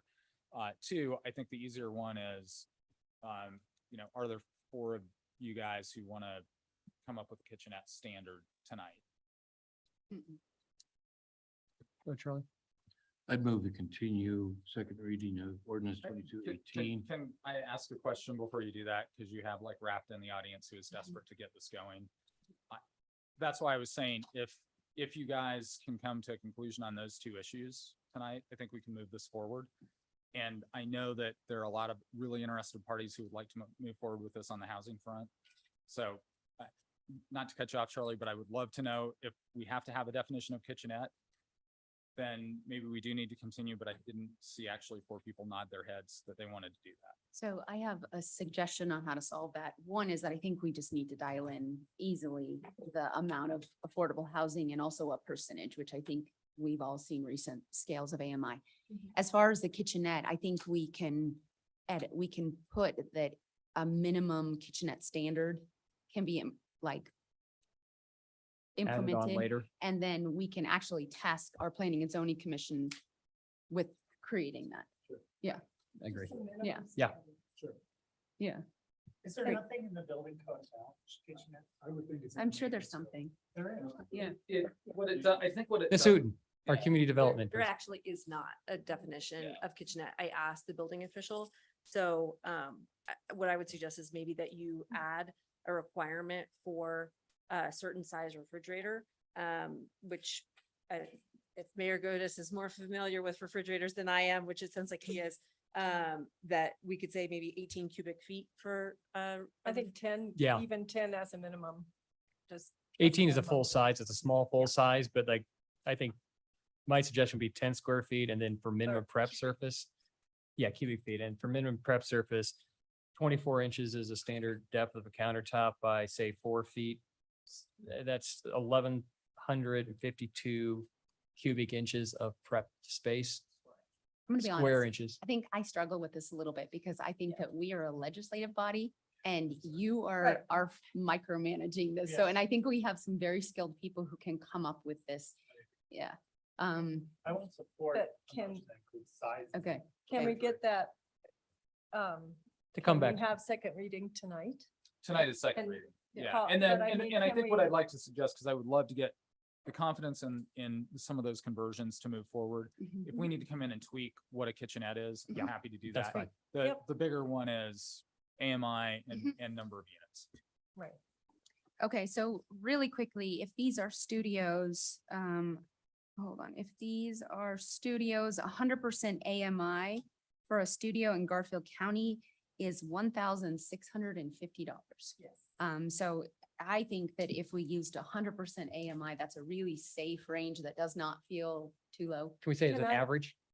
So they can go Okay, 80%, great. they can, Yep, for perfect. blending and. Yep, yeah. exactly. Can I make one comment on that? That does include utilities. Jen Okay. confirmed that for me today, so that includes all costs on that, utilities. And included. I mean, I think that's great, but I think that 50% is pretty hefty. So I'm actually more inclined to go around the 30 to 35%. If I may chime in. I would support that. Okay. I was gonna meet you. Yep. Support that. Charlie, what do you think? Can someone make? Even for everything. So the reason I was gonna move to continue before, well, the reason I was gonna move to continue is because we're trying to design things from the dais. We're micromanaging. I trust staff to come back. I'm not suggesting a long extension. It was gonna be to the next Yeah. meeting. And I appreciate that if people need resolution, but I don't want to pass something tonight not knowing what I'm voting for. So if we approve 100% AMI or any of those things, I might be willing to do all that stuff and vote for those things. I'm not going to do it from the dais. I'm not going to rewrite this ordinance in second reading from the dais. So that's why I started to make my motion to continue. And I totally respect that, Charlie. I appreciate Shelley? where you're coming from. And I respect that also. I don't like to be managing from the dais, but we are moving this along relatively quickly because of the housing crisis that we have. We have had conversations on these hotel conversions for over a year. And we do have an affordable housing guideline and standards that we can work to. My only comment on that is right now we have our affordable guidelines only require 10% in a new development. This is a situation where the city is affording certain benefits to a developer to accelerate the process, which is a money savings, to require less parking and require these conversions to happen affordably and rather quickly. All things that give benefits to the developer to get these to move along, which is what we need. But we need to get, for the community's sake, I think it's fair to ask for more affordable units than would be standard required in our code. And that's why I would like to make a motion that we adopt these regulations for the changes to 070 code as stipulated here tonight for second reading, but we do increase for the extended stay hotels. We increase the percentage from 20% of the development to be deed restricted per our affordable housing guidelines, which is an average of 100%, not to exceed 80% of the rents. The maximum rents. 35% is what I heard, kind of an agreement here. That we asked staff to come back with comparable minimum standards for a kitchenette. We include a very simple parking management plan if the parking is below our code required parking for those units. And we strike exhibit B, which includes the changes to the 060 code. I'll second that. Yes, point of information. How is Paula gonna vote? Well, we'll find out when we take the vote. No. How is she I mean, yes or no? How is she gonna facilitate her electronic vote? We'll do a voice vote. Thank you. Okay, That's thank you. That's great, just actually. No, I think it was a good question. that was, Was actually a I great mean, question. in the pantheon of questions, Tony, it was fantastic. Thank you. Not the best. It's been motioned by Shelley, seconded by Ingrid. Yes, Counselor Wilman. I don't know what we're voting on. You just heard the motion. We're voting Hold on, Don't interrupt me. Well, I don't know what we're voting on. What I understand is we're gonna increase, and I don't have any problem with the increase in the AMI and those things. I don't have any problem with that part of it. But we're asking staff to go back with minimum standards and kitchenettes is that part of the approval, or are they gonna come back and have us approve that? And then there was another thing added, and that's where I'm having trouble with this. Right, so I think what I understood was that we will come back with an amendment to this in ordinance form on just the kitchenettes. So that the bulk of the regulations go into effect. We're not gonna have anybody building a kitchenette tomorrow, and literally I'm gonna bring back another ordinance amending the kitchenette probably at the next meeting. But I do appreciate council providing the certainty to the development community that this is moving forward now. And so that was the only piece to address that is hard to, I can't come up with a definition off the top of my head. But I can address, and I actually, Shelley, I would prefer to bring the parking management piece back as a separate ordinance at the next meeting as well, because that's one that I'm just doing on the fly.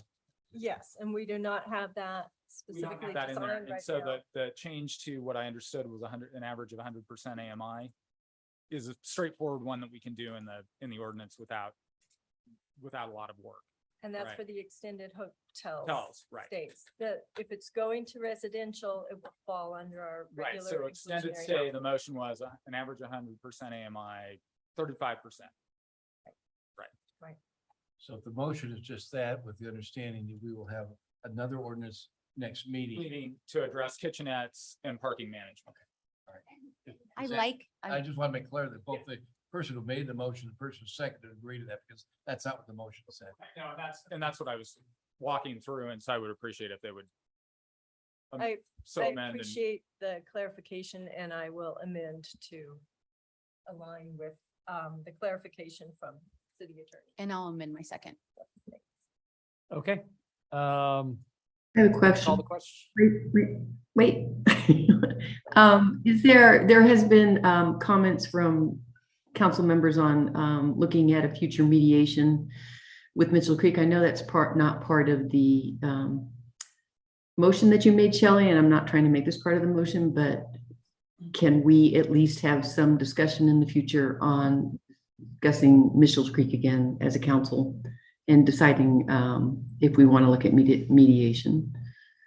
So just for point of clarification, let's take a vote on the current motion that's on the table. And if we want to have additional conversation, I would just suggest, Paul, that we ask to put it on a future agenda.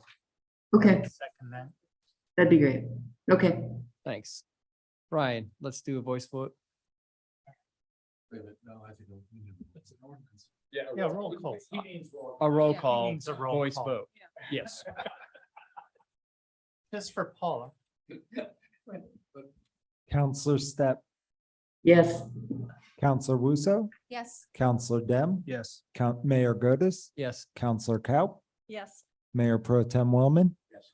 Counselor Hershey. Yes. It's unanimous. Wow.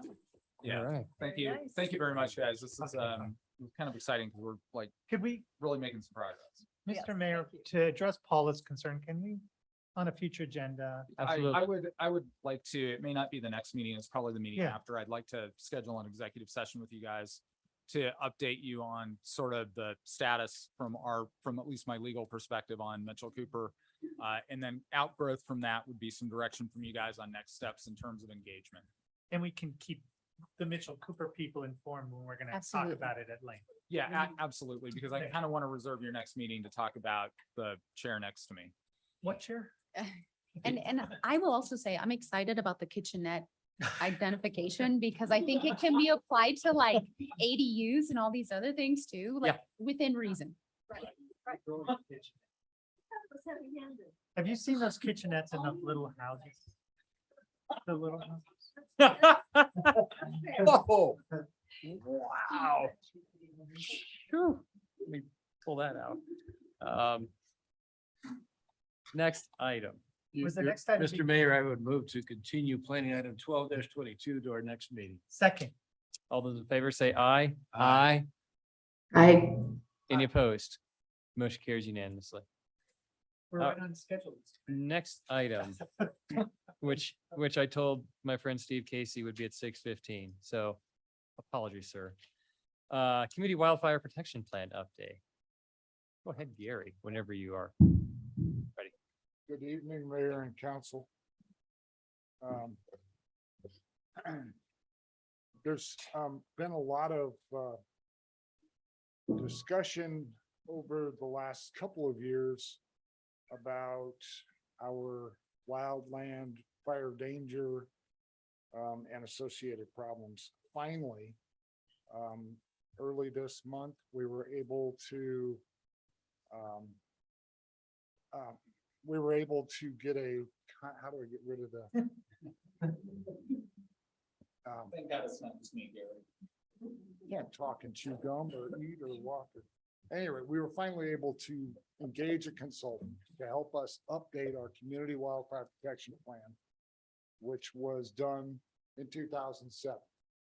So it's, the findings were that the 2007 plan was significantly antiquated, and it was more than just an update was needed. Some of the fire science has changed in how they assess fire fuel danger. So we're gonna get that updated, our mapping and many other characteristics. And I think Terry Parks ran into this very significantly when she was working on the evacuation modeling for the 4-mile corridor. And a lot of our data was just pretty old. So we're gonna get it updated. That's the good news.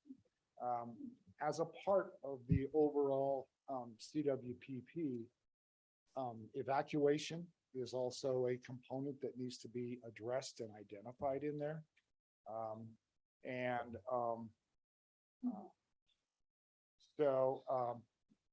We, Harry, again, has been working tirelessly trying to figure out how to stop the gridlock created by I-70 and Highway 82 that keeps our own residents, or potentially keeps our own residents from being able to escape town in the case of an evacuation. But Terry, if you'd like to chime in. And Gary, could you bring up the next slide too? I think we've got more information for you as well. So as you know, we have been working on our emergency planning. The A-line breaks that we've talked to you about across I-70 are in progress. Right now, FHWA and CDOT are reviewing the A-line break at Storm King, and we are still waiting on the survey for the access line break at First Street. The outlook is positive. FHWA and CDOT are fully supporting us. That's a cul-de-sac. It'll work itself into the cul-de-sac. Give me just a moment. Do you have a slide of the A-line breaks or no? Oh, Not I'm for sorry. this. I'm sorry, I didn't bring one. I should have. Okay. That's fine. I'll bring something more if you'd like more information at the next meeting, but you should also know that it was yesterday that we met with CDOT, Colorado State Patrol. The county was there, as well as a number of city staff to begin our traffic incident management plan. The state is leading the effort. They've hired a consultant who includes Rich Duran, one of our former fire officers, in helping us as a group to develop this plan. So they are taking the Glenwood Canyon plan, the traffic control plan that we've used for Glenwood Canyon very successfully, and rolling it into this broader traffic incident management plan. So we are kind of pressing the boundaries of how that plan works and is developed. We'd like them to include it, State Highway 82. They are willing to include State Highway 82. But further than that, we're asking them to think about it in terms of community evacuation. So I think that we've got a good start on that conversation. And I feel like, we probably will have a draft document for the council to review within the next few months. Finally, we are going to develop a traffic emergency management plan, and that will be our internal plan on how we manage our own intersections. We will coordinate with the school district, with the hospital, with the county on our internal evacuations and staging areas, both for our own citizens and for commercial vehicles. So that, I just finished my last RFP that I needed to write ahead of this one, and it will be my effort beginning tomorrow. So, you know, as a staff, we believe that our highest and most basic function is community life safety. I think it's the most important thing we do here. When we have emergency events, be they police events or fire or EMS, the minutes matter, you know, in saving lives and property. The reason why we brought up this, this diagram, this is actually Dave's drive, and I think this photo was taken last night, is because we wanted to show the council and the community what it looks like when we have to get into some of these really small congested areas, this cul-de-sac being one of them, this neighborhood being one of many. What I wanted to illustrate here is that, again, you know, if we have to get into this neighborhood or any of these other areas that look like this, with a large fire truck, with a police, some sort of a large police response vehicle, you know, with even an ambulance, there are situations like this where, you know, we may have to park somewhere and access by foot. In those cases and in these situations, we are significantly reducing the positive outcome of either a fire event, a police event, an emergency. If there is a medical issue that minutes matter, those minutes, you know, could be very, very serious. So this is why we wanted to talk to the council eventually about. What time was that picture taken? Time of day? That would have been probably right around 7 o'clock. So that's even a little before everyone's home. Yeah, not everybody's home. What I'm saying, chief, is if everybody was home, there'd be more cars, right? Absolutely. Thank you. So we don't have the solution today, but we do believe that this is a significant part of our emergency planning. We need to be able to make sure that we can get into these congested areas and make sure that we can get out. Whether it be with a fire vehicle, you know, with a large police vehicle, or with an ambulance. So again, we don't have the solution tonight, but we will come back to you in the next meeting or two to talk about these kinds of situations and what we think we need to be able to get to these people. That's all I have to say. Thank you. So I guess what I do, I get tasked with talking tonight, Steve.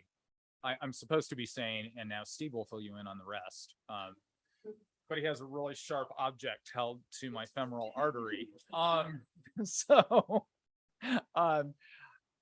You know, we really envision coming back in 6 weeks or 8 weeks to talk more about how to address some of these neighborhood street issues, because what you see up on the screen, obviously, you know, we're trying to figure out how we balance kind of neighborhood needs around parking and what has historically been done, and the recognition that when you roll a fire engine into that cul-de-sac, there's room for the fire engine, but nobody is leaving that, right? And so we're really trying to, as you know, as we have, you know, gone through the last couple of years, really trying to focus on the life, health, safety of our residents.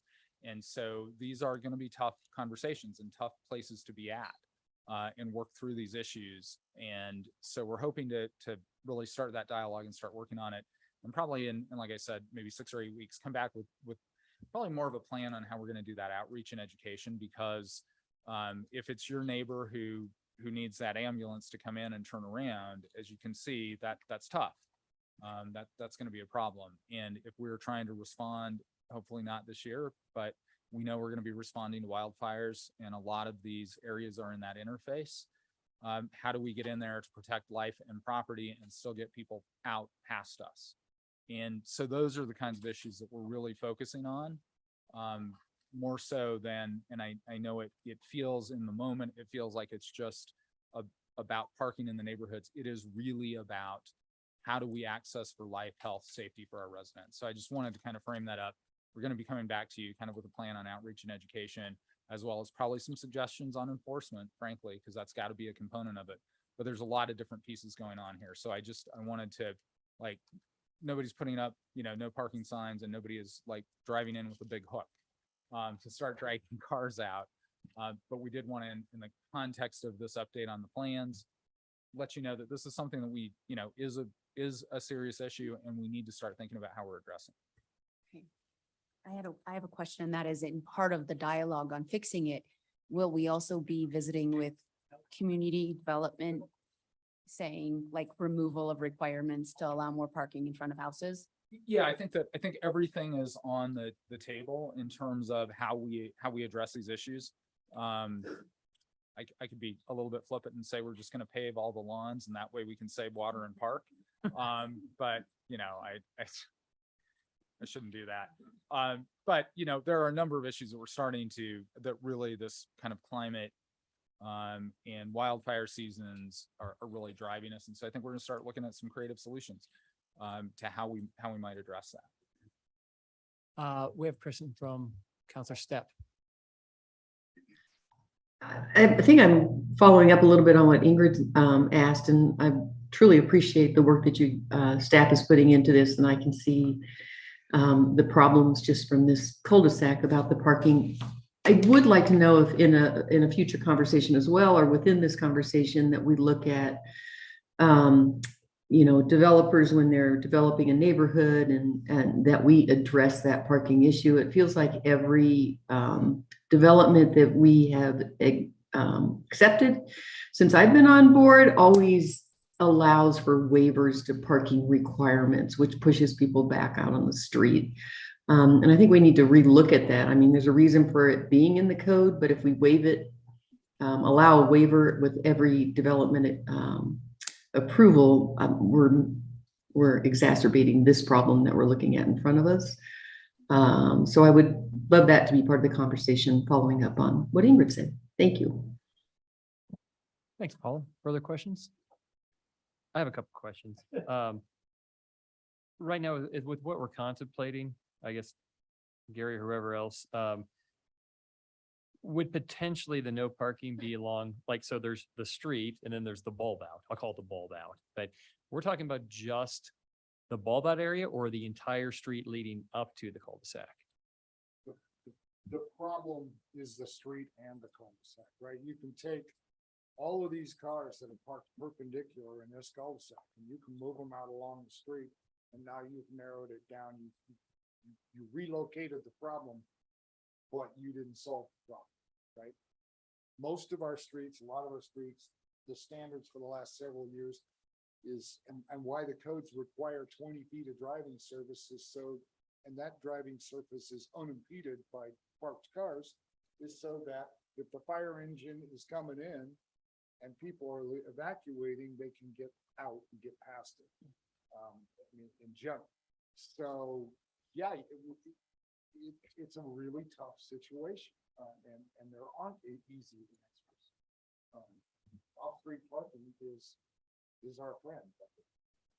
I don't think that anybody's going to take up the call when you suggest. Well, and not all cul-de-sacs are created equal. I mean, obviously, this is a pretty extreme example. And, in Marcos Tony neighborhood, we have, cul-de-sacs that are really big and spacious, that have big, long driveways that fit two cars, like Waltz Avenue, Oakway, Riverview Avenue. But like in my area, we have Cottonwood, Glen Oak, Parkwood, we have those. And I mean, is this something that is like just we're anticipating being across the board? And I don't know if we want to go cul-de-sac by cul-de-sac, but different neighborhoods have different cul-de-sacs and maybe different standards. I think that's going to be part of staff's challenge, trying to come up with potential or suggestions, right? I agree. I think that it needs to be, we need to look at it closely. Not all cul-de-sacs are created equally, right? This one is probably in the neighborhood of a 50-foot diameter. So even if it was empty of cars, our current fire engines would require all of that space in order to do a U-turn and come back out. Some of the neighborhoods are much bigger. The current fire code recommends a 96-foot cul-de-sac. We don't have them here because we're a little short on real estate, right? We're trying to so we're going to have to look at it almost on a neighborhood by neighborhood, street by street basis to come up with reasonable suggestions. Yeah, I agree. Everything was, built a long time ago well before our current engineering standards and, before our adoption of the current fire code. So we just don't have the opportunity to build, from neighborhoods from the ground up. So we're gonna have to come up with something. And also, and I don't really know if it's a fair question, but we've had this on the books for 30 years. Why was there an impetus now, other than we're all really concerned about fire all the time and this just now is the time? I mean, is there anything that was like, That's essentially, okay, we're, my folks, my hardworking men and women that are responding to these calls are seeing a growing number of areas like this, right? When I was working the streets 30 years ago, there weren't near this many parked cars causing problems. And it's gradually, for any number of reasons, it's just gradually gotten worse. And now with the wildfires and the recent urban conflagrations that are happening, we need to take a look at how we move a lot of people out of these areas quickly. In the event. would this apply to private easement streets and HOAs as well? That's an enforcement issue. Historically, in my conversations with, historically, I yell loud enough, but maybe not. I think I do. Historically, in my conversations with Chief Wilson, it was, on city streets, we have some enforcement capability. When it moves on to private land, then and that's part of some of the problems we encounter is some of the stuff that is on private land. I can't call PD and say, I've got cars blocking everything out here. I have to go to the landowner. Or we've required fire lane signs on a lot of our private developments over time. And I can take you out into many of those right now. It's private property. There's no jurisdictional room for Chief Darris to enforce it. Those fire lanes are blocked, right? Is it true that it takes, Tony, I'm sorry, that's okay. 46 feet to turn a fire truck? It does. 46 feet? 46 feet is the wall-to-wall turning radius on our current fire engines. Did you do that right there? With 0 cars in there, yes. No, I'm saying as it is right now. Oh no. Huh. If we pull in there, and as you can see from the parking in the street, we're probably gonna back, we're best off just to put a spotter behind it and back it all the way out to Cowden. Thank you. Which is typically what we end up doing. Any other questions? Thank you, Mr. Okay. Mayor. Thanks, Chief. You're probably gonna get some comment. Do you want that left up or not? Yeah. I thought this see, was just, it is an update, but we do have, hold on, let me just see. I only have 3 people who signed up. Can we take 3 public comments? Is that okay with everybody? Okay. No, just 3. That's it. Steve, you're last. So if you're number 4, I'm sorry, man. I've taken enough of your public comment. But actually you're the first person. So go ahead, Mr. Casey. After all that build up.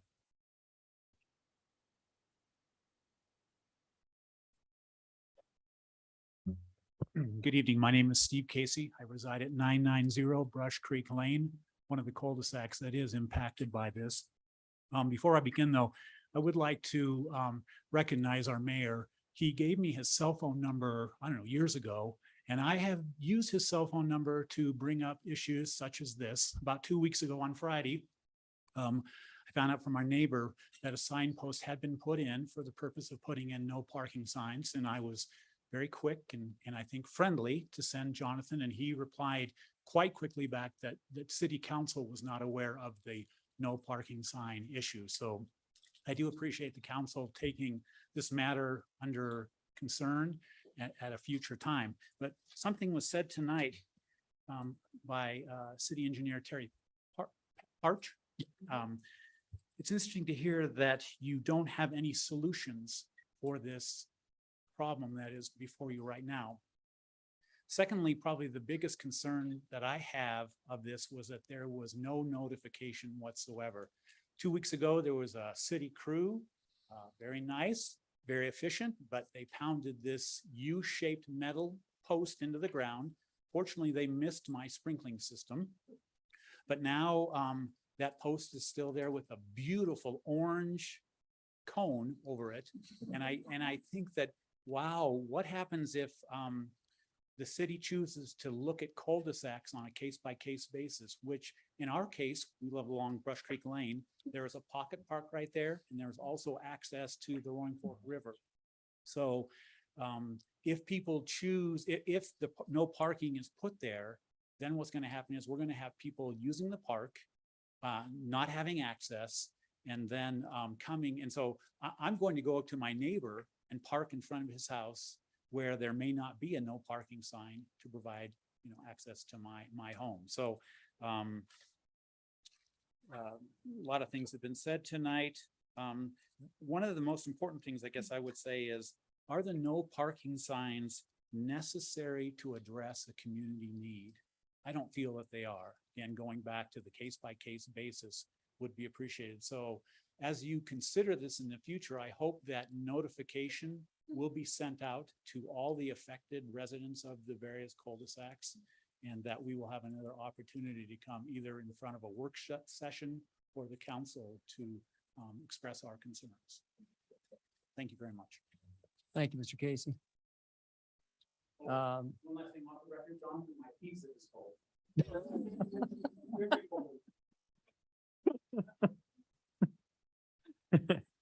All right, next is Pat Trogger. Nope. No, Trogger. Okay. Do I have to turn this on? No, you just speak and speak Okay, loudly well, and give us your I live name. right next to Steve, and I showed him the little cones out there. And my number one concern is there was no communication with this. The city workers showed up, they're putting the little things in the ground and the cones, and they said, you can't park here in a week, but code will come by and tell you all about it. And that was all we heard about. So that didn't sit very well with me, because I think there should be a give and take. I think there's other solutions other than eliminating the parking in a large cul-de-sac. I think there could be things like only parallel parking, not perpendicular parking like we saw with Davis Drive. And while I'm on the subject of Davis Drive, I read that they came up with the new rules in April of this year that were supposed to eliminate what this cul-de-sac looked like. And it doesn't look like it did much. It looks terrible. So I would suggest, like Steve did, some give and take, some community meetings, a lot more communication in matters like this. And my last comment is, I don't think the big piles of snow in the middle of the cul-de-sac really help the fire trucks much either. So I'm looking forward to some meetings on all this stuff. And thank you. Thank you, Pat. Thank you. Lori Chase.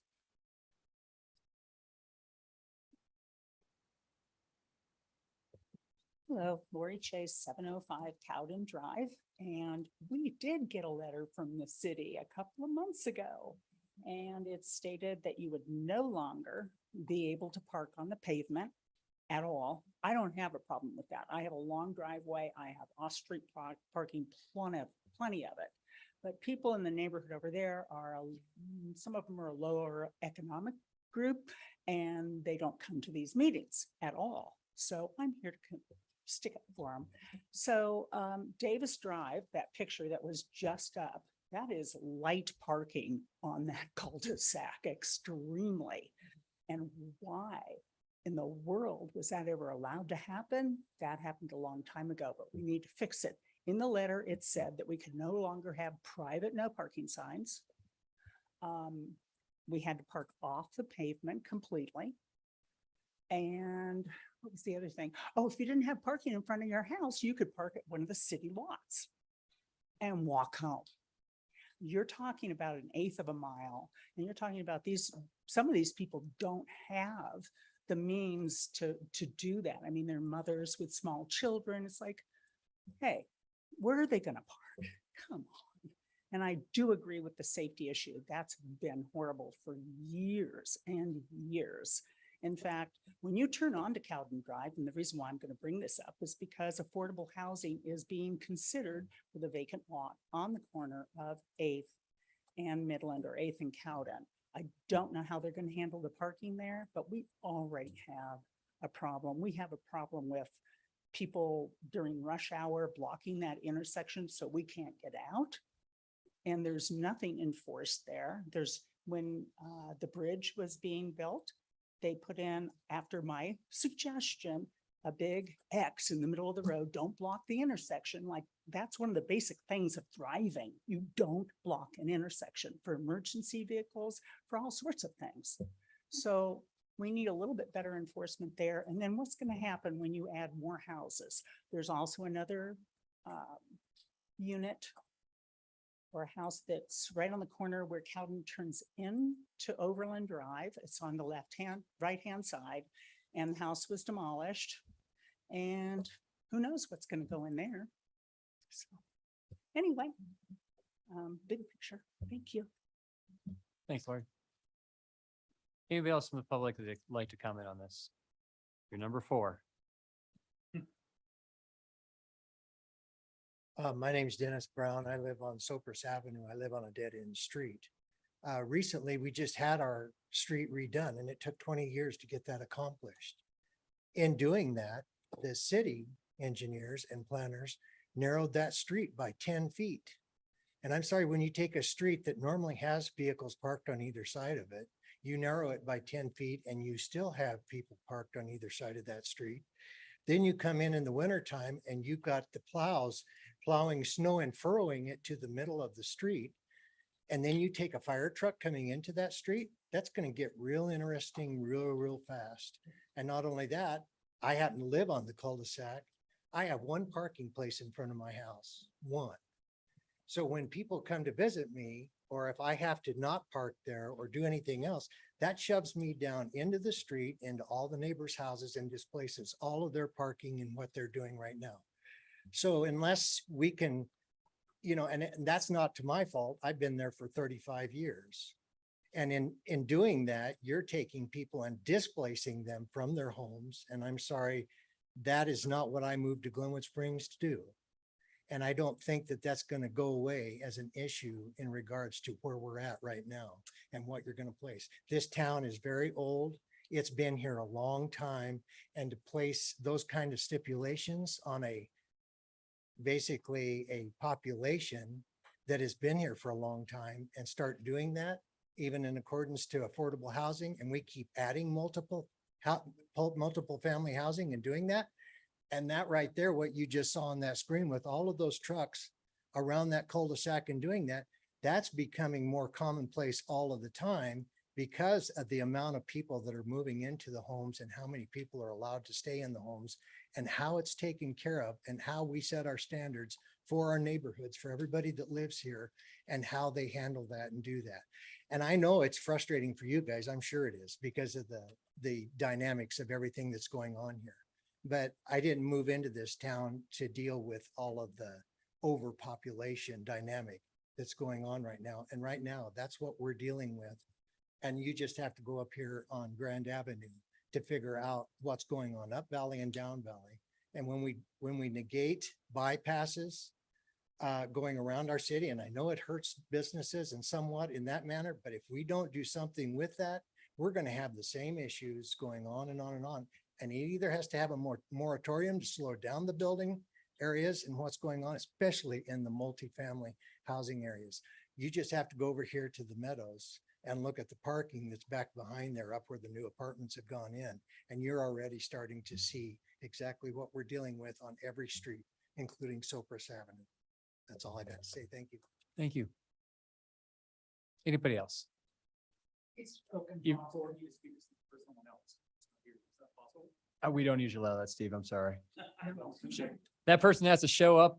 You know what? We can take that statement and we will enter it into the record. No, you can give it to us. You can give it to Ryan.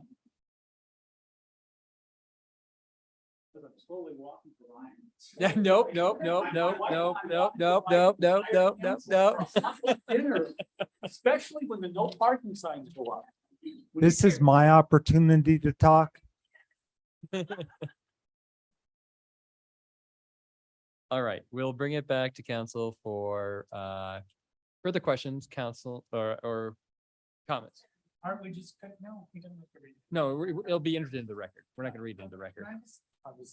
Mr. Mayor, we're just gonna come back with this issue. I think the goal is that staff is going to look at the community on maybe a more micro case by case basis. We are going to look at potentially other communities, come back with some recommendations Yeah, for council to consider. I actually think, So it maybe may no not even comments. be that detailed on a micro basis. It's more of just kind of a plan on how to address Thank you. having those conversations. You guys know we're gonna start the budget process and that has an impact on everybody in terms of capacity and timing. So we'll come back with kind of how we think we can roll out having those conversations. But we're probably not gonna have any specific proposals because I think this is one of those community engagement pieces that we'll get to along the way through the fall. As part of that community engagement piece, could we, I don't know how hard it is to work with GIS, but Brianna, if we could email or, mail, at least put a mailer out to, again, if it's not too difficult to everybody who would be impacted by this, there's quite a few called us, no problem. Now that's a true PIO right there.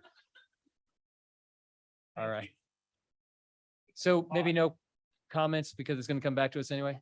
Is that okay, Gary? Okay. Thank you, everybody, for coming this evening. More to come.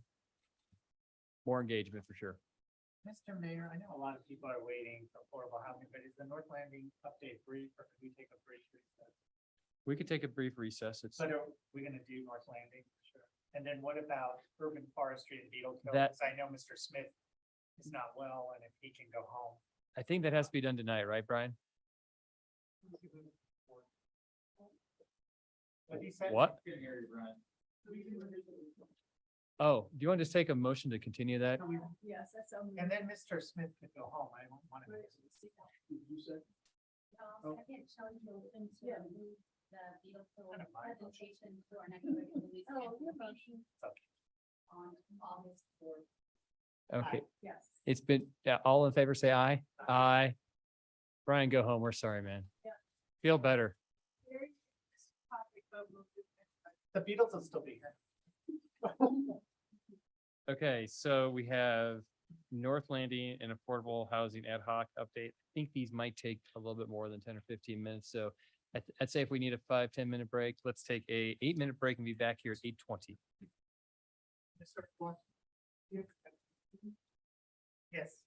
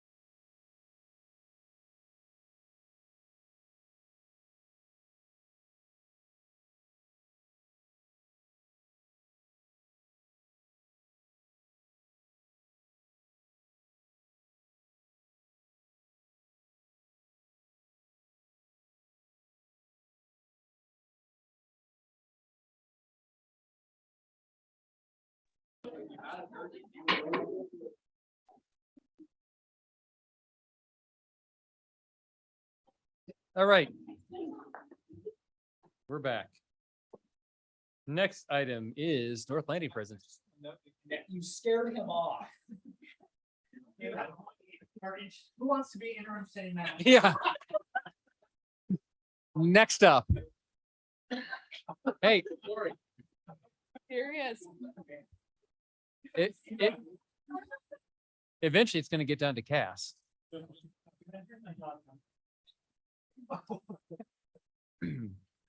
Interim city manager Steve Boyd, are we ready to proceed? Just leave me out of it.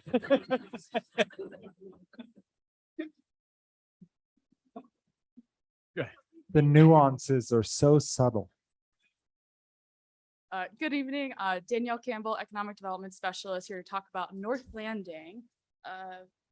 Hopefully. Hold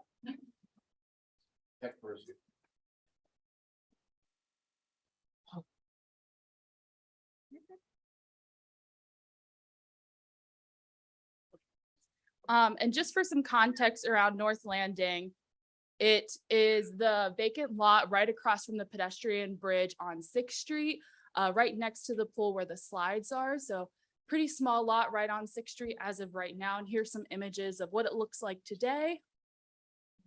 And what we're going to be talking about is really why this, where North Landing is and what the direction is and what we've been doing so far. So really North Landing has been a conversation since 2016, since the Sixth Street Master Plan was adopted. Since then, there's been multiple iterations, and unfortunately with Grizzly Fire, as well with the pandemic, it has been put on hold. And so big shout out to the Parks and Recreation Commission, who has re-identified North Landing as a priority, which really started this whole process of what the vision is for North Landing. So as of right now, we've had 2 public meetings, and really from the big picture is understanding what the community really wants to see here. So during that first meeting in March, we really identified what those big elements are, which I'll get into in just a second. And then within the second meeting, we really started to define what those elements might look like at North Landing. And the people that participated in this, we had at least 2 representatives from DDA, Parks and Recreation, Arts and Culture Board, as well as the North Glenwood Caucus. And as of right now, we've identified or completed a lookbook as well, which was approved by all the commissions and boards, DDA, and we had a public open house for North Glenwood to review the lookbook as well. So I kind of want to talk a little bit about what is in that lookbook and really what those meetings articulated. So the main key elements that people talked about in that first meeting, what they want to see is art, seating, native plants, as well as flexible amenities or multi-purpose spaces. And so that's what we got to. And really the next step was, well, what does that really look like? And what does that mean? So I want to go ahead and quickly talk about all those individual details and really what the community wants to see there. So first thing is hardscaping. So a lot of folks really wanted to see that continuation from downtown, from the 7th Street under the bridge to move to 6th Street. And one of the most important things that, and I want to quickly mention this, is that with the 6th Street improvements is that 6th Street improvements with the construction drawings happening, we really want to closely align this as possible so we can make sure this happens in conjunction. So we are designing for what happens 6th Street to also be at North Landing, which includes drainage and all of the above. So really important when we're talking about hardscaping of why those utilities are important and making sure those both align. So one of the things that really focuses on hardscaping is making sure there's similar designs between downtown to 6th Street so we can align and have a cohesive connection.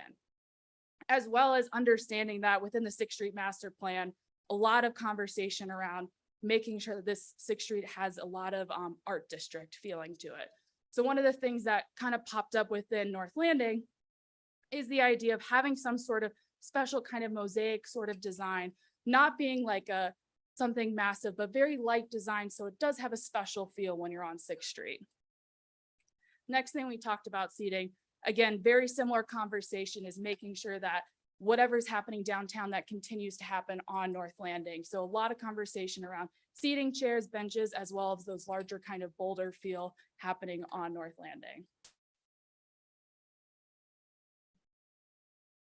Next thing is whenever we talked about the flexible amenities and multi-purpose space, a lot of folks wanted to see the possibility of vendor spaces.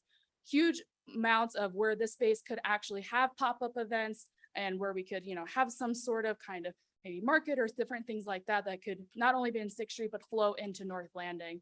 And one of the big pieces that was a moment of conversation is the opportunity to maybe even have a permanent vendor space. And so that was something that if we could look at and see if that could be a possibility there as well.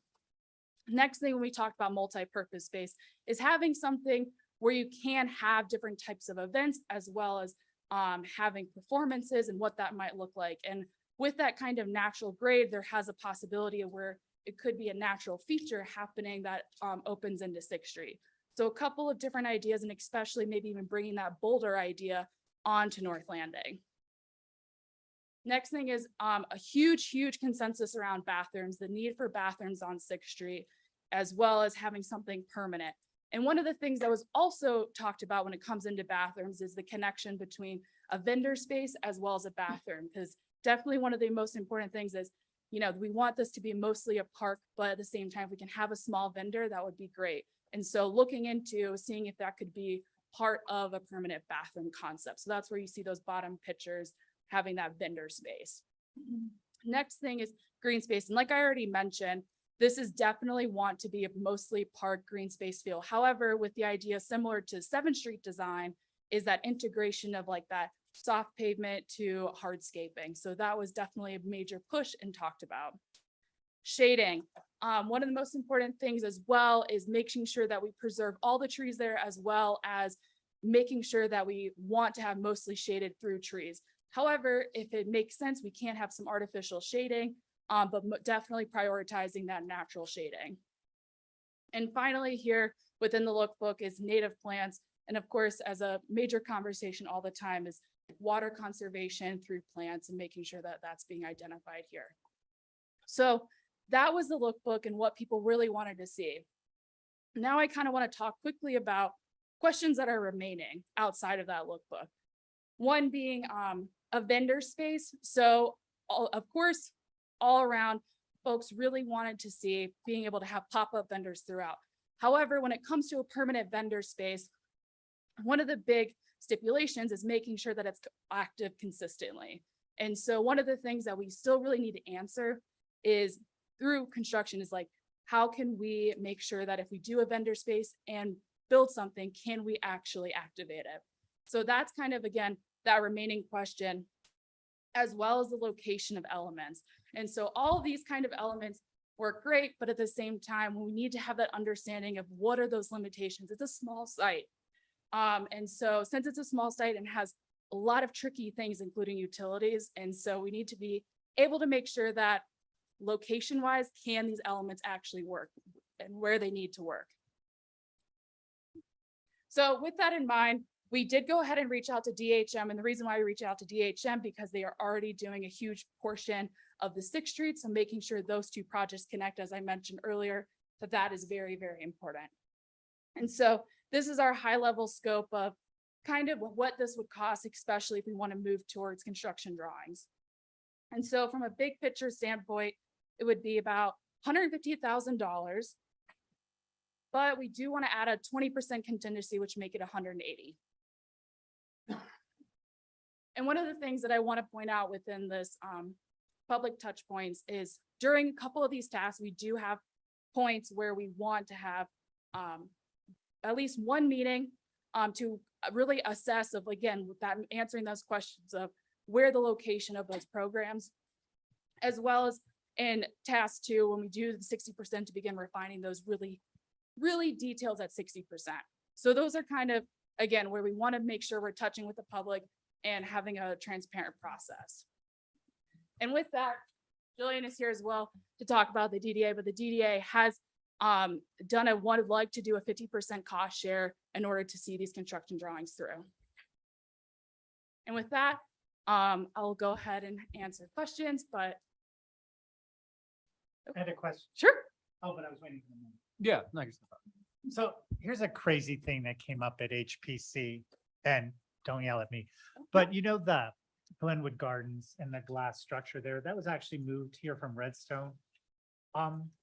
They just thought that, and just to repurpose that because I think it's going to be under contract at some point, but maybe that's not the proper structure there, but something like that, that's sort of more interested and unique. I like your thing. And just to put it on your radar is just an idea.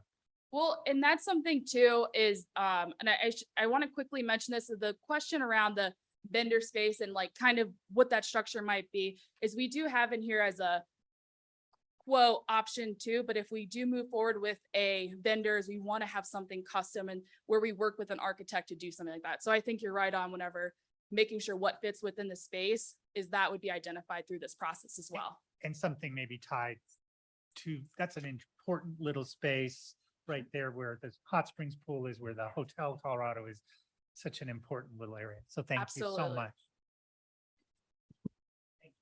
Thanks. Any other questions? Okay. I have one quick question.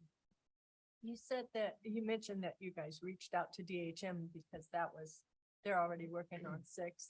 And that was kind of my question, is at what level do we need to go to public bid on something like this? Are we, you know, what that threshold is?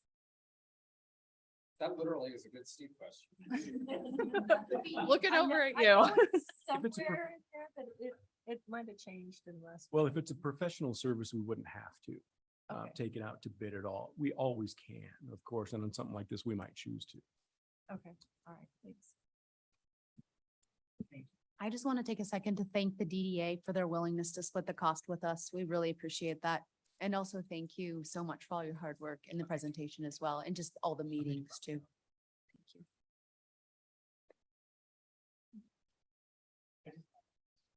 Okay. Any other questions?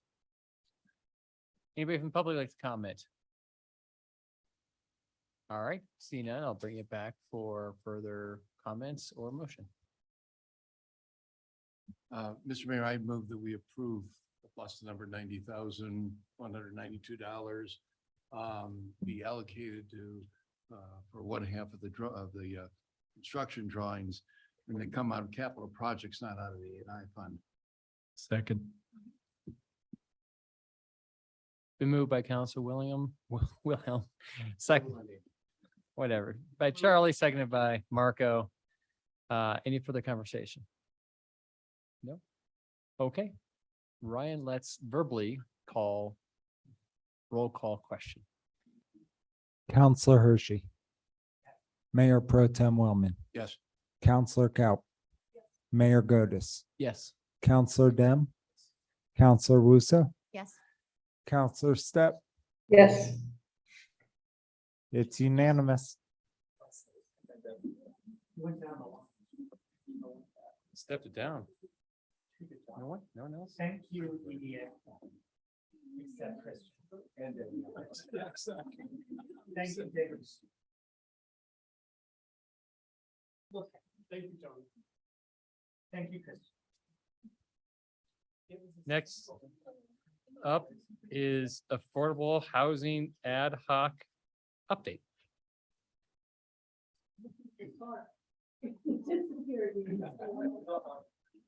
Hopefully we're not to get a drink.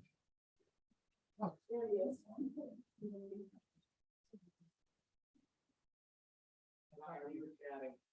update. Mr. Flores.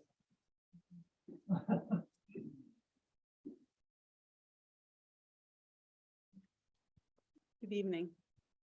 My name is Ellen Dole. I live at 266 Red Cliff Circle, and I'm a member of the ad hoc committee. And we're glad to provide you with an update tonight, Clark and myself. Glenwood Springs, as we know, is facing a housing crisis right now. The city is lacking available housing of all types and at all income levels, and that's a recognized fact for us. Without adequate housing, all our businesses lack staff and their continued viability is at risk. If our businesses are at risk, our wonderful community is at risk as well. In addition, traffic congestion is extreme. Both the canyon and I-70 to the west are increasingly suffering closures. These closures are adversely impacting our businesses, and also we would suggest our schools, hospital, police, and fire departments who have employees of their own who can't afford to live in Glenwood and who can't reliably get to work with road closures. The traffic problem we see is also a housing problem. It is also a fact that Glenwood Springs cannot address this crisis without access to adequate financial resources, and the city does not now have access to such funds. We want to recognize and thank the City Council for recognizing this crisis and establishing a diverse representative committee to explore options for creating a funding stream to help address the crisis and to bring recommendations to the council. We've worked very hard as a committee together for many months to explore options and how to raise money and how that money might be used to help address our housing crisis. I know I personally have been grateful for the opportunity to participate in this group, and I have benefited from the experiences. I think my colleagues have as well. There are no perfect options for us to raise money to address all our needs, and everyone will not agree to what is the same solution to address the problem. But the one thing that everyone we've spoken to has agreed with is that our city desperately needs to expand our housing opportunities now. You've expressed your faith and trust to those of us on the committee to carefully consider and explore a variety of options available to raise money to help improve our housing inventory. We seriously accepted this mandate from you, and we have thoughtfully and comprehensively explored a wide variety of options. Clark is going to explain in detail our progress. I would like to leave you with my personal thoughts about this, however. Right now, we have federal and state housing money available to work with funds that are raised with our localities, like Glenwood Springs. But this money may not be available in the future. The survey that you funded showed that the residents were willing to take steps to raise money now. And it's my personal opinion that if we don't act, if Glenwood Springs, at a time when Glenwood Springs residents are willing to do something about it, we're going to be abandoning them. And I have a quote I'd just like to make that I like a lot, to quote Hillel, to say, if not now, when? When are we going to address this? Thank you. Hello, everybody. Good to see you. Clark Anderson with Glenwood Community Housing Coalition. Glad to provide you guys with an update on our progress. And I think as Alan said, we've made a lot of progress. This group's put in a lot more work than I think any of us expected going into it. And we've expanded the group. And I'm excited about everything that we've experienced in the conversations that we've had. And even this evening, listening to the passion that everybody brought to the conversation around hotel conversions, made me excited, just because I think this is such a critical community issue. It's such a critical economic issue. And I'm really glad to see that there's broad agreement that we need solutions. And I really hope on that former item that there's opportunities to make progress there. And I hope that we can actually see these things tie together in the future, because I was sitting there thinking about the opportunities to help with a program like we're talking about, catalyze some of those types of moves. So let's just talk a little bit about what we've been working on. As you know, we completed a community survey on this, and you guys had an update from the survey firm on that. We've really solidified our uses of funding, the strategies that we're recommending to deploy. We've done a lot of business outreach in particular, and also begun planning some community outreach. We've worked as a group really hard on the question of the sources and levels of funding. So you might recall when we were talking to you guys earlier in the summer, that was one of the key questions that you really asked us to come back. And originally we were sort of bringing you a menu, and you guys said, why don't you guys keep working on this and keep it community driven rather than us figuring those things out. So we took that pretty seriously and have been working on And of course, and maybe this is why we were given the assignment, it's not easy to do that. There's not going to be a way to find a way to fund this type of work that's going to make everybody in the community happy. And so our group took it very seriously. We're working on an ongoing community outreach. We've done some outreach to the lodging community as this work has gone forward, especially as it pertains to the potential for a lodging tax. And we got a workshop coming up.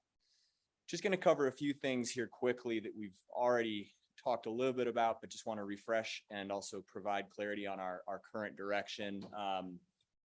In terms of the uses of funding and the things that this program would help deliver, we've really zeroed in on a couple key strategies. Property acquisition is one of those. This is it's a strategy that communities use all the time that have this type of program in place. It allows you to do land banking. It allows you to do purchase buildings or do rehabs. It allows you to do hotel and motel conversions. It allows you to acquire a mobile home park and then recreate that as an affordable neighborhood in perpetuity. So there's a lot of things you can do there. And it also is usually one of the entry points for the next item on the list, which is public-private partnerships. And a public-private partnership, as you guys probably recall, but again, just sort of refreshing the group, is a variety of different strategies you can use to sort of close the gap between what it takes to build housing and what our workforce can afford. And so that can be direct loans and direct subsidy. It can be a variety of different steps that you can deploy resources to make these projects pencil out. Working in partnership with the private sector could be a public-private partnership with one of the businesses that was here tonight talking about these conversion opportunities. Would be a perfect example where you could collaborate and join resources, leverage resources so that we can do something together.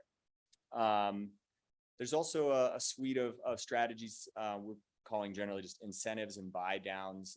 These are strategies that are interesting in a couple of ways. One, they're development neutral. So this is a way to create affordable housing in Glenwood Springs and workforce housing in Glenwood Springs without necessarily adding new growth, because the way these tools are used, a community is acquiring a deed restricted property, either by purchasing a home, putting a deed restriction on it, and then selling it back into the market, or by incentivizing a property owner to place a deed restriction on their own home, or this could be tied to a down payment assistance program. There's a lot of different ways these tools are being used. And generally, that basic idea is you're incentivizing people to take steps to price restrict their home at a below market value, or as a resident occupied value. And one of the things we learned from our business workshops is we have a significant and growing second home part of our market here. We'll talk more about that. So there's a lot of opportunities there. It can be everything from incentivizing accessory dwelling units up to much larger moves. We also include a down payment assistance program that would be a revolving loan fund. There's probably an opportunity if we get moving on it to potentially capitalize that through some of the funding that's going to be available this year. And if we have a program that could connect to, we'd be able to use it. And that would make it so that the resources that we're talking about here wouldn't necessarily need to contribute to that. And then finally, program capacity. And that's essentially the sort of people power to make something like this work. It's not sexy, but underneath each of these programs and the successful ones that are out there, there is just an awesome leader who is able to help get deals done, broker relationships, identify opportunities, and manage and administer the program. So that's a key piece. Just want to speak a little bit about the business outreach and engagement we've done. That was something you guys asked us to spend some time on when we met last.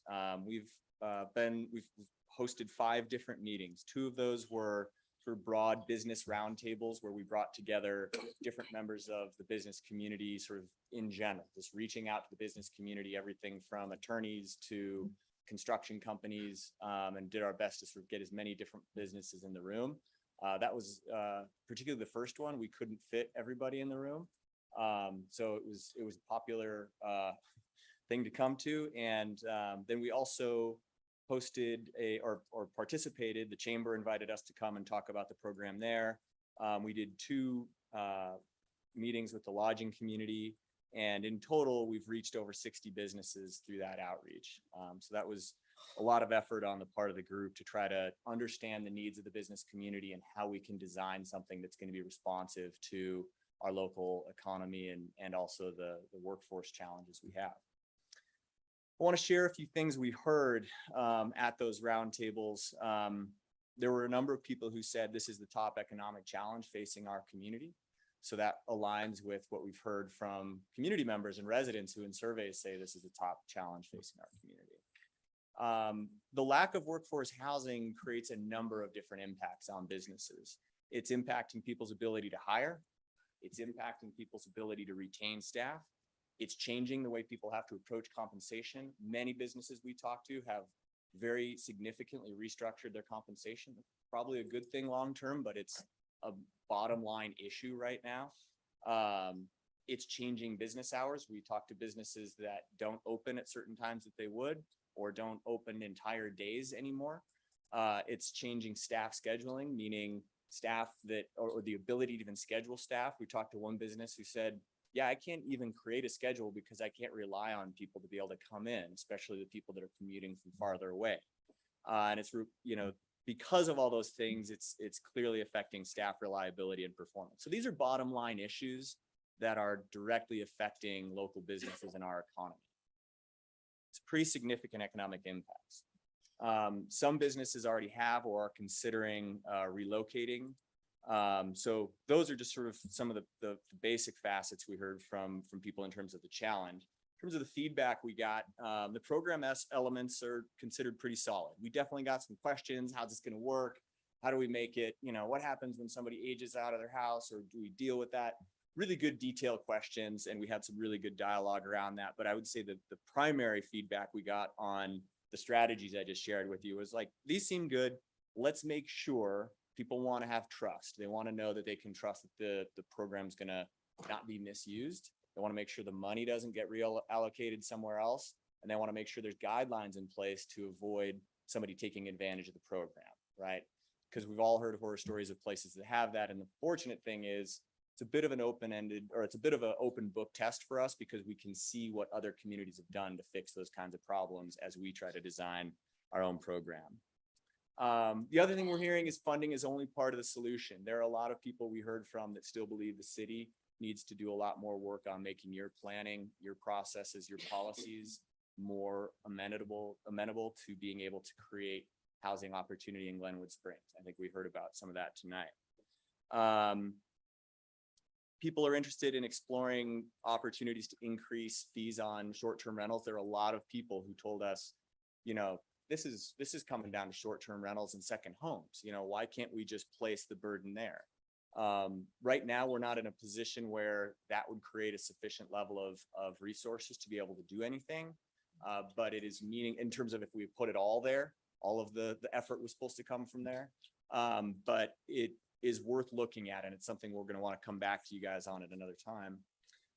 And I think the other thing we heard from people is, you know, it's getting worse. Like there's some urgency and need to take action. We're pretty late in responding. That's one thing we heard a lot. Like we should have done this a long time ago. I want to talk a little bit about what we heard from lodging, because we took some time to talk to the lodging community recently too, as we saw from the survey results that, you know, is really pointing us towards lodging being certainly more popular with the community.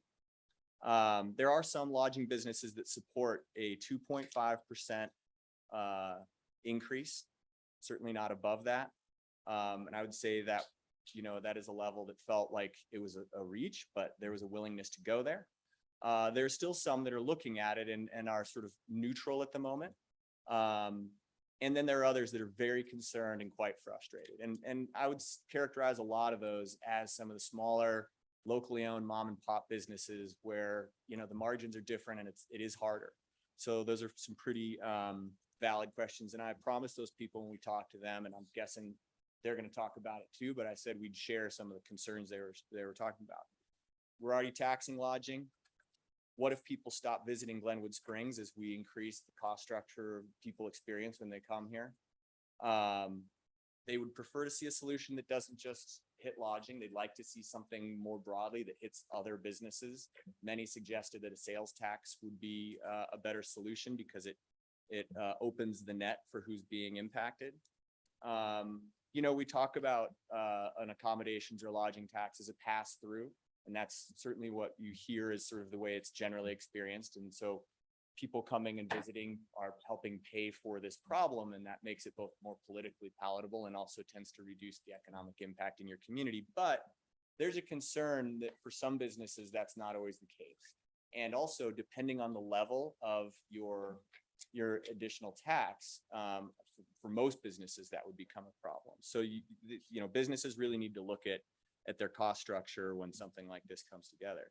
There's some trust issues with the city that are connected to the feedback we got.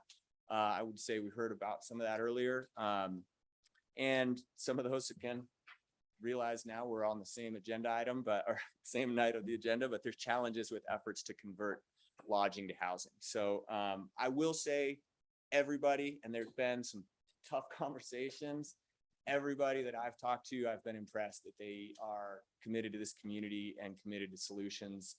They're not always excited about the direction that this program is going, but they've been, you know, just good, solid folks in terms of the way they've offered their feedback. So where are we as a group? We've tried to work pretty hard to find agreement. It hasn't always been easy because this group is diverse. It's got businesses involved. It's got lodging businesses involved. It's got attractions businesses involved. It's got residents. It's got organizations. You know, we began with what we learned from the survey, and we saw that there was significant support for a 5% increase. So that was a starting point. But I think pretty quickly, a large number of the group or solid portion of the group was worried that that would be too much. There was a solid portion of the group that felt like that's a great place to go from. Because there's a real commitment among some of the group to just have the maximum impact for the community we can. And if that's doable, we should go there. But through the work of that this group has done, and it's been impressive just because they really do want to try to learn from each other and figure out how to find consensus. We narrowed in both on lodging as a starting point, and as you'll see below, a more modest level below 5%. That would, you know, as we include lodging, any additional tax would incorporate also short-term rentals. So that's important for people to know because I think some perception is that short-term rentals wouldn't be included. Just looking at the data and where we sit now, you know, a 2.5% increase that we're looking at this point as a group would keep us, you know, within the range of other peer communities. We have that data if it's needed. So there was some room to work with without getting too onerous. That level of funding would generate about $1.3 million-ish, you know, again, just based on the past data that we have. It's a good starting point. It's not as much as some of us that started in on this were hoping for. We looked at certain points at doing a double ballot question of attractions and lodging and, you know, considered a couple Hail Marys and things like that because, you know, I think there's a real commitment to trying to create a meaningful level of impact through this, but it was actually through a lot of good conversation with the group, and we started to look at what that number would get us. It could get us the leadership we need in terms of a program lead who could drive this. It would get us pretty much all of the programs we talked about. You could certainly fund through what we talked about or through this level. So it's a really good starting point. It gives us a chance to prove the program. And if we're successful and we're running out of money every year, halfway through the year, it's a great problem to have because it gives us a starting point to say, okay, we need to find more funding. And when you look at Summit County, which is one of the places where we've really looked at as a model, that's been their model. You know, they've sort of started small and built it, and the success that they've created, the assets that they've created on the ground are what they point to. And now when Summit County puts these things on the ballot, they pass very easily. Silverthorne passed a 4% increase on their lodging taxes last year to go up to 6%. And there was no opposition because people have seen the impact of these programs. And I actually called to verify that question of opposition. So moving forward, what are some realities of where we are? So first of all, I guess I would say the reality is we're here just to provide an update tonight, but time is coming closer here. We're coming through the end of summer, and this group will need to, something needs to be on the ballot before the beginning of September. That's the final point when we can put something on the ballot. So we're not seeking action tonight, but we do want to kind of look at where we are. What's the landscape look like? We know that it's a critical challenge and it needs action. We heard that in the outreach that we've done. We still believe that a local program with dedicated funding is an effective and necessary tool for us, given where our market is. We don't think we can talk about affordable housing a lot if we want. And there are going to be some really cool opportunities like what everybody was talking about tonight to do conversions and things like that. But to really have an impact, it's going to help rebalance our market and begin creating a long-term supply of workforce housing in this community that is going to build over time. And you're going to need more than that. And so we think this is a critical part of a strategy. We have a diverse coalition. It's expanded since we saw you guys last, of residents, businesses, and organizations that are ready to roll and keep moving forward. There's not going to be an easy way forward. I know there will be people here that don't like what this is about. And I also know, and I know that it's not that they're against workforce housing, but they look at this as an impact to their business, and man, I get it. But we're going to need courage to act as a community, right? This is a community that needs to take action on this issue. And we don't have an abundance of opportunities to tackle this. There's not lots of different ways we can take this on, right? So in terms of the ways that we can source funding for this, we don't have as many options as we'd like. So what we as a group have been really working towards is something that's practical, that will support both our community and our economy. And that balance is something we've been striving for. And every year we wait, it's going to get worse. It's going to get more expensive. And we're starting from behind the eight ball. Just some quick next steps. We're going to continue to do both community and business outreach. We've got a community workshop scheduled for August 2nd. We're trying to figure out how to squeeze another one in. Information on that, I'd love to let people know. It's going to be at Good Shepherd Lutheran Church from 6 to 7:30. Please come join us. Can learn all about this in much more detail. One of the things that we're trying to do is just explore some other opportunities to augment these resources. Again, it's a good starting point, but if there's a couple different places where we could add a couple $100,000 to it, that'd be really meaningful.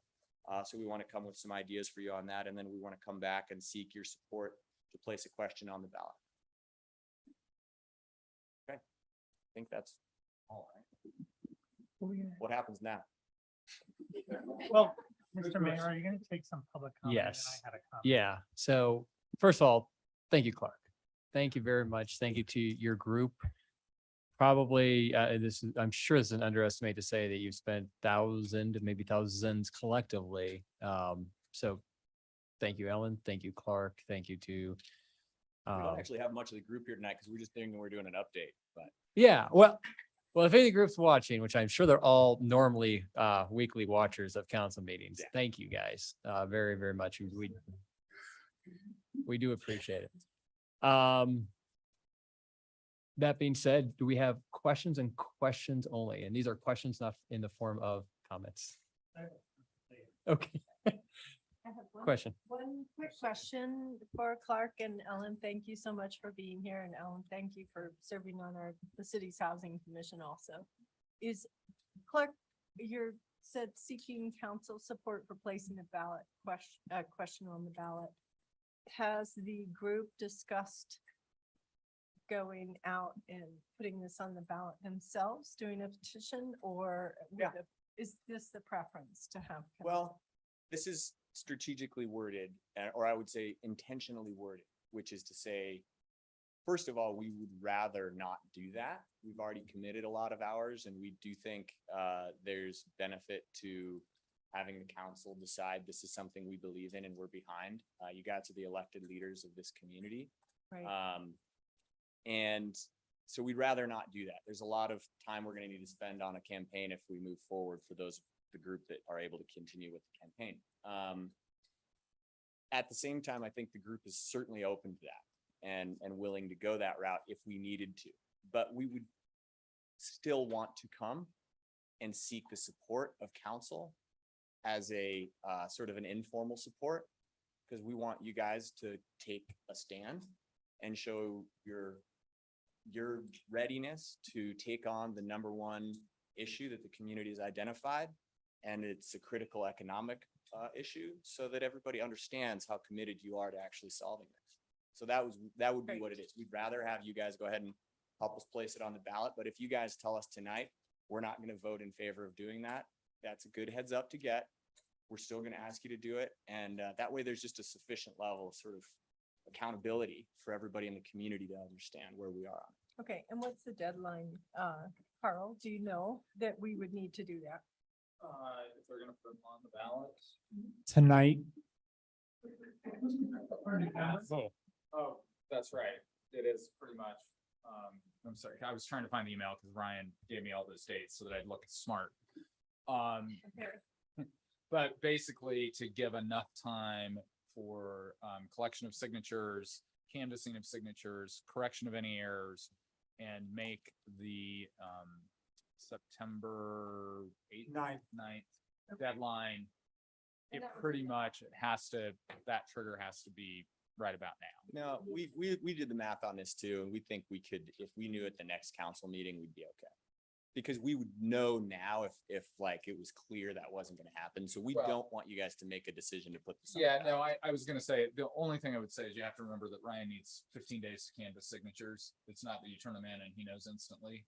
And so if you've calculated in the 15 plus 10 plus 5, it's almost an additional 30 days. So Yes. as long as We you've done that calculated math and you're 25 comfortable, if you're comfortable with getting signatures. I mean, it would be then great to know tonight if people are like, Right, we're okay, not that's- gonna do that's that. but fine. I We're mean, not they're looking the for, ones. I'm just being clear that we're not looking for a formal decision.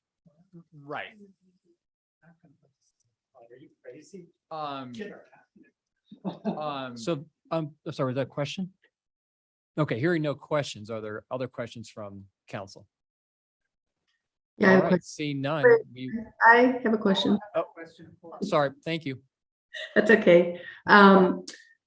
Clark, you mentioned, the way I'm hearing this tonight is that the committee, and thank you very much for all this hard work, is suggesting just doing a lesser version of the accommodations tax than was initially considered, and then building on that. How do you tie the attractions tax into that as a possible future, or can we consider that as well?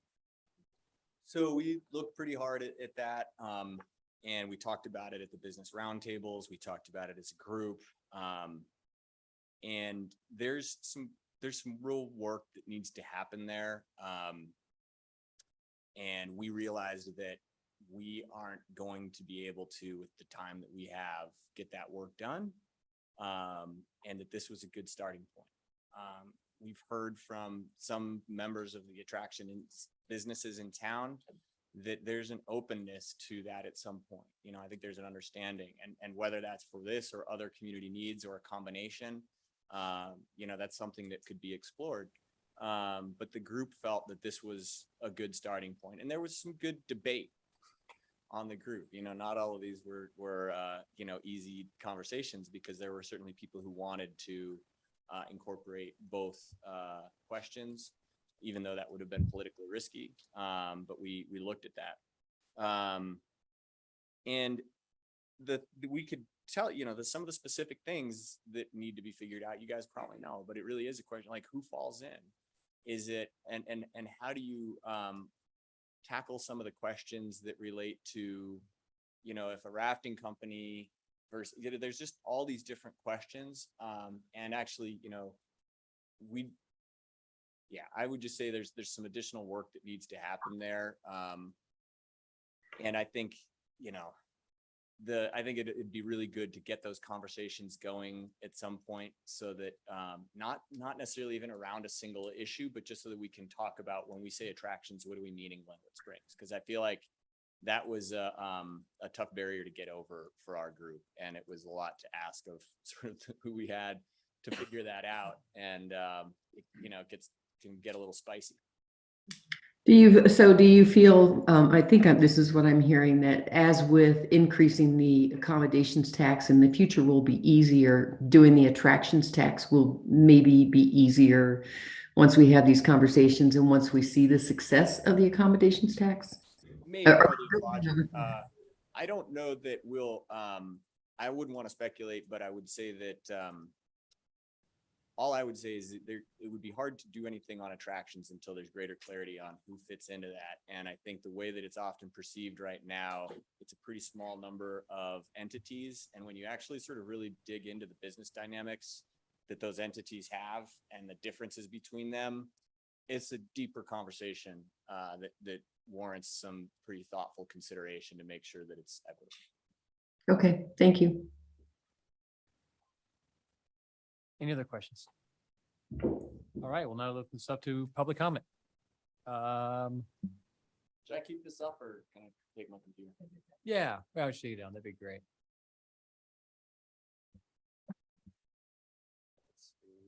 Is this item number 12? Yes, I do. I just didn't know the item number. They wrote the item number. Bart Victor. Bart Victor, no problem. I have a Margaret and a Walter Topper. Are you ready now? Nope, just signed in. Okay, just checking. Okay. Are you just here for the scenery? I mean, fantastic. I love it. Richard Koisel, help me out on that. Koisel. Okay. Apologies and thank you. So I represent Cedar Lodge. Could you give your name and address? Yeah, please? Richard Cozone, 2102 Grand Avenue. Thanks. I represent Cedar Lodge. My folks own the property, and so I kind of speak on their behalf. But first, we'd like to thank the Lodging Roundtable. We appreciate all the hard work and dedication. We feel like that was pretty helpful yesterday, so thank you for those folks for putting that on. We just feel like this is an unfair burden that kind of targets one sector of the business community. So that's kind of probably our biggest beef. It seems like this is a crisis that kind of affects the entire community. So I guess we're wondering if the community has,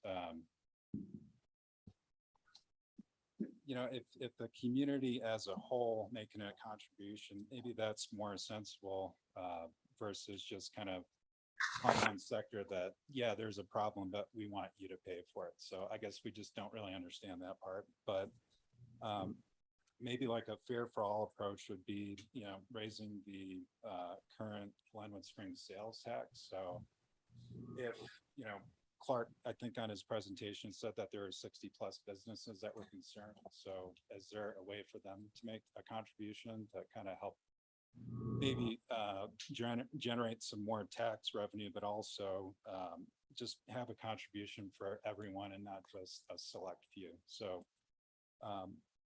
but also I think this question about admission tax and fees. So I guess the question is like, what does this include? Why is this still a question mark? If the residents were surveyed and some of the language was kind of vague, then maybe the result should be kind of null and inconclusive. And maybe more open dialogue would be helpful considering this topic. So I think that's really an important one, is because it just seems like, I think this question has been around for a while, but we're just kind of wondering why it's still kind of unclear. And then it seems like they surveyed a lot of folks, but there's a newspaper article that mentioned vague language. And so maybe there was some uncertainty in regards to that. So we're just concerned. We're small businesses, we're hardworking families, and we've contributed, I think, to the city of Glenwood Springs for decades now. So we would just like to keep the dialogue going and maybe consider other options. So thank you. Thank you, Richard.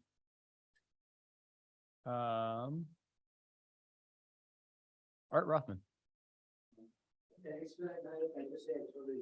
Oh. Excuse me. Any comments you need to make up at the podium? Just so the public can hear you. I just want to say to make this quick, that I agree with everything that Richard just said. I think these are things that everyone should be considering, that the lodging sector has taken a lot of the brunt of the taxes, and that we actually provide an awful lot of affordable housing right now that we don't get credit for, and that raising taxes on us could put a burden on that. So, thank you. Thank you.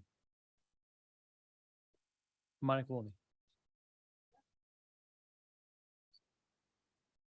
All right. So Monica Walney, Hanging Lake, and you guys all know me. So basically in the last, I want to say year, you guys have approved a lot of housing to come into Glenwood. I mean, we got the Walmart, we're building right above Target, 0% affordable. None of them are affordable housing. But now you guys want affordable housing. Hotels are wanting to convert to 100% affordable housing. And you guys are sitting there going, nope, we are not going to give you suppression water, even if you want to pay for it, because I guess affordable housing isn't that important. You guys sit there, you paint a great picture, you guys are really for it, but honestly, if you look through you, it's not very important to you guys. You're scrambling to change ordinances. You're not even looking at residents, like even with the parking issue right now, where they're parking, half of these residences have 3-4 family living in them. They're packed like cockroaches in them. That's how people are living. And it's sad. We don't have the affordable housing, and you guys are not taking it seriously. But raising taxes on hotels, and solely hotels, that's going to impact tourism. And we are a tourist community. That's what we have been for years. People have come here for the pool, for the adventure park. That's how many of us stay employed in Glenwood Springs. If you take the tourism away, we're not going to need the affordable housing because there's going to be no jobs. And as Aspen carries so many jobs, Glenwood does too. And a lot of it has to do with tourism. And when you raise it on us, it trickles down. So it trickles down, it trickles down on restaurants, it trickles down on shops, and everybody's going to be affected. We all talked about maybe other solutions, like 0.5%, adding that on to sales tax. That'll bring you more money. I mean, if you even raise us at 2.5%, what he said, you're going to make 1.3 million. What are you going to buy with that? One house on Red Cliff Drive? And what? And what are you going to do? Put in another 5 families in there and block off that cul-de-sac? I mean, I don't get it. I mean, you're not going to buy anything with these inflation prices right now. And talk about inflation and talk about, the canyon closures, the fires and the mudslides and everything else. People from Denver, it's a soft market. And I think Brenda or one of them from the city said that our revenue is not what it used to be. We don't have that many heads and beds as we used to be. So our numbers are lower because people are not coming because of the inflation, gas prices. And now you want to put a tax on us again, making us higher than even Summit County, which is a ski town. And we don't even make their revenue. Thanks, Monica. Oh, am I in a negative? Yeah. Oh. You always 30.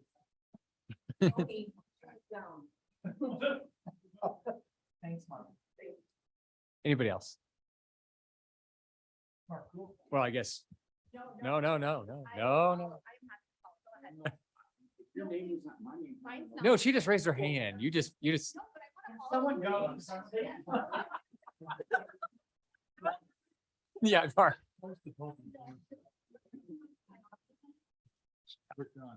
Mark Gould, 200 Oak Lane. Mr. Mayor, City Council. First thing I want to do is say, Chief, I knew the old chief since 1977. We haven't met, but my guys were over on Midland. You and your team did an awesome job the other day. Thank you very much.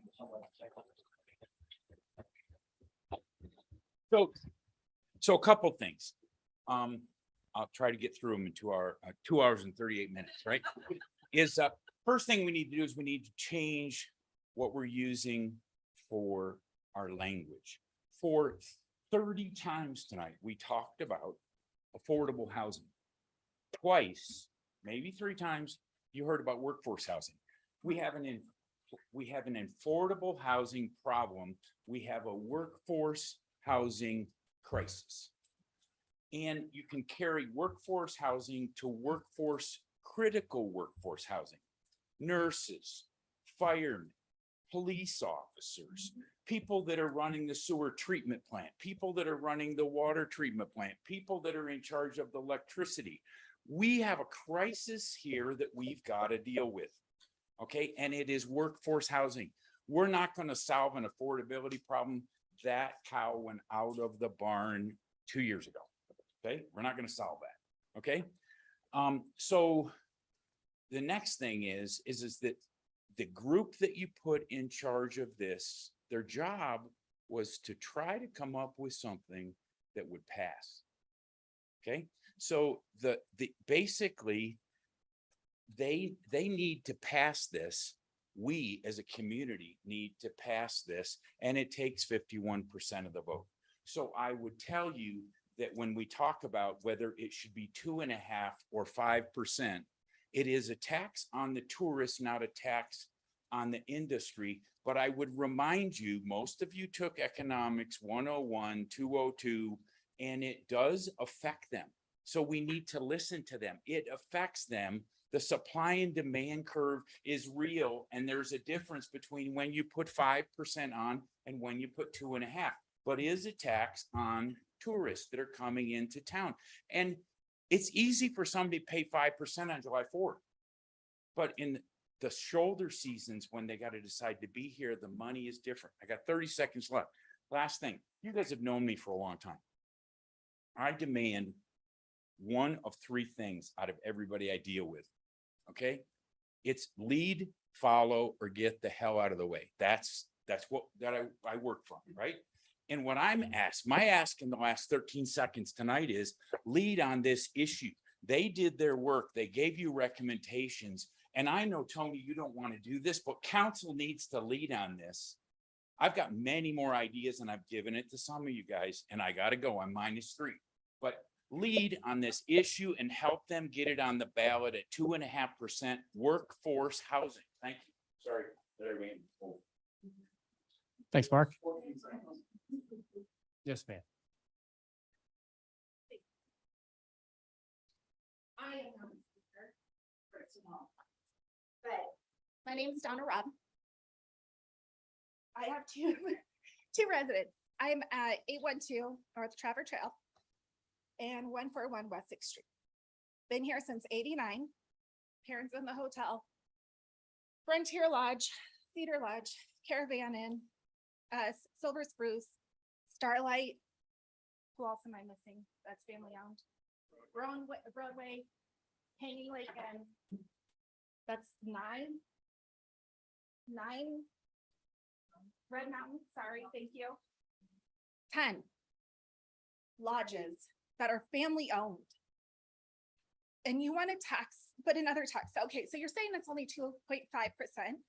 Our tax is already 11.10. Accommodations being 2%, so now we're at 4.5%. That's a lot. We have an accommodation tax, we have a city tax, and we have state tax, and now we're going to have another accommodation tax. That's going onto tourism. Yes, it doesn't make a difference for all of us because guess what? We're collecting it from the tourists. But when it comes to off season, and yes, they're going to look at that, be like, oh, well, Glenwood is this much and the taxes are higher now. And we're not going to go there during off season. During the summer, yeah, we're booming. It's great. City does pass condos and apartments like lying. Being here since '89, we had a bowling alley, we had 2 movie theaters, we had a mall. I grew up with Wolves kids, went to high school with Evan, graduated with him. We had a lot for the community. Now we have nothing but houses and houses and houses, and that's still the issue. It's still housing that's an issue. So I don't think putting this on the ballot is gonna solve anything. Yes, the citizens of Glenwood Springs are gonna approve it, because guess what? It's not affecting them, but they want the benefit from it. If you tax the restaurants, it's gonna affect everybody. You guys go out to eat. But who wants this housing? We all do. If you do it on restaurants, same thing. If you do it on accommodations, same thing. So going back to the whole family owned, we have, I think, maybe 2 employees that are not family. Hanging Lincoln, it's all family. Caravan Inn, Cedar Lodge, Broadway Inn, everybody is in it. It's all family. The Hampton Inn, Holiday Inn, Hotel Colorado, Hotel Denver, they're in a whole different ballgame than us lodging. So I think as a community, being here for this long, being family oriented, this needs to get rethought. Thank you. Anybody else from the public who'd comment on this? Seeing none, we'll close public comment and bring it back to council for further comments, questions, or motion. As long as you press your button. There's an old joke, and Carl, when you use this joke, you can say what, but my girlfriend says that I have 2 faults. One of them is I don't listen, and I don't remember the second one. And I think that sometimes we are just not listening. I've heard this presentation now 3 times, and my opinion hasn't changed. And I disagree with Mark Gould, and I disagree with the young lady who just spoke. If you put this on the ballot in this inflationary time, where we are politically right now, this tax is going to fail. But to ask for 2.5%, and I think it was Monica was talking about, you raise about $1 million a year. I just can't support that unless I know where this money is going. I have no idea what we're doing. We're going to hire some sort of housing czar who's going to do this. We need to wait. And I understand the pressures, but I understand that housing is a crisis. If you want to see a good documentary, watch A Decent Home. It's about a Denver in Aurora trailer park. It's really good. It was just at the Carbondale Film Festival.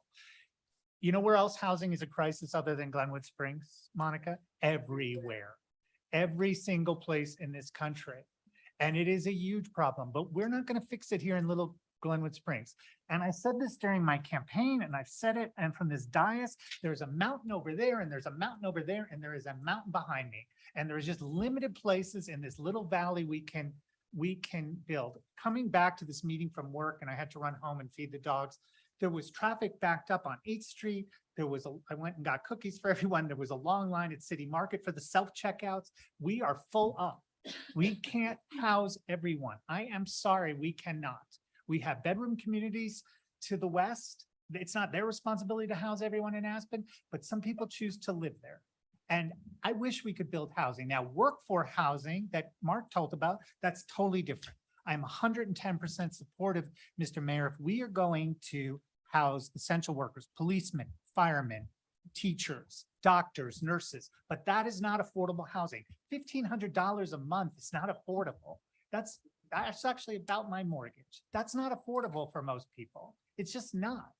And, I'm sympathetic to the businesses in this community, and they have a big, big problem getting housing. But, the Hot Springs has housing, the Hotel Colorado has problem getting people, but then what Christian does? He gives them more money so that they can afford to live here. Some people commute 15 minutes, some people commute 45 minutes. I lived in Los Angeles, California. I worked in Burbank, and I lived in West LA, and it was an hour commute each way every day. Was it the most fun? No, but that's where I could afford to live. So it's an unfortunate situation, but throwing $1 million a year where I don't even know where it's going to go is not the solution.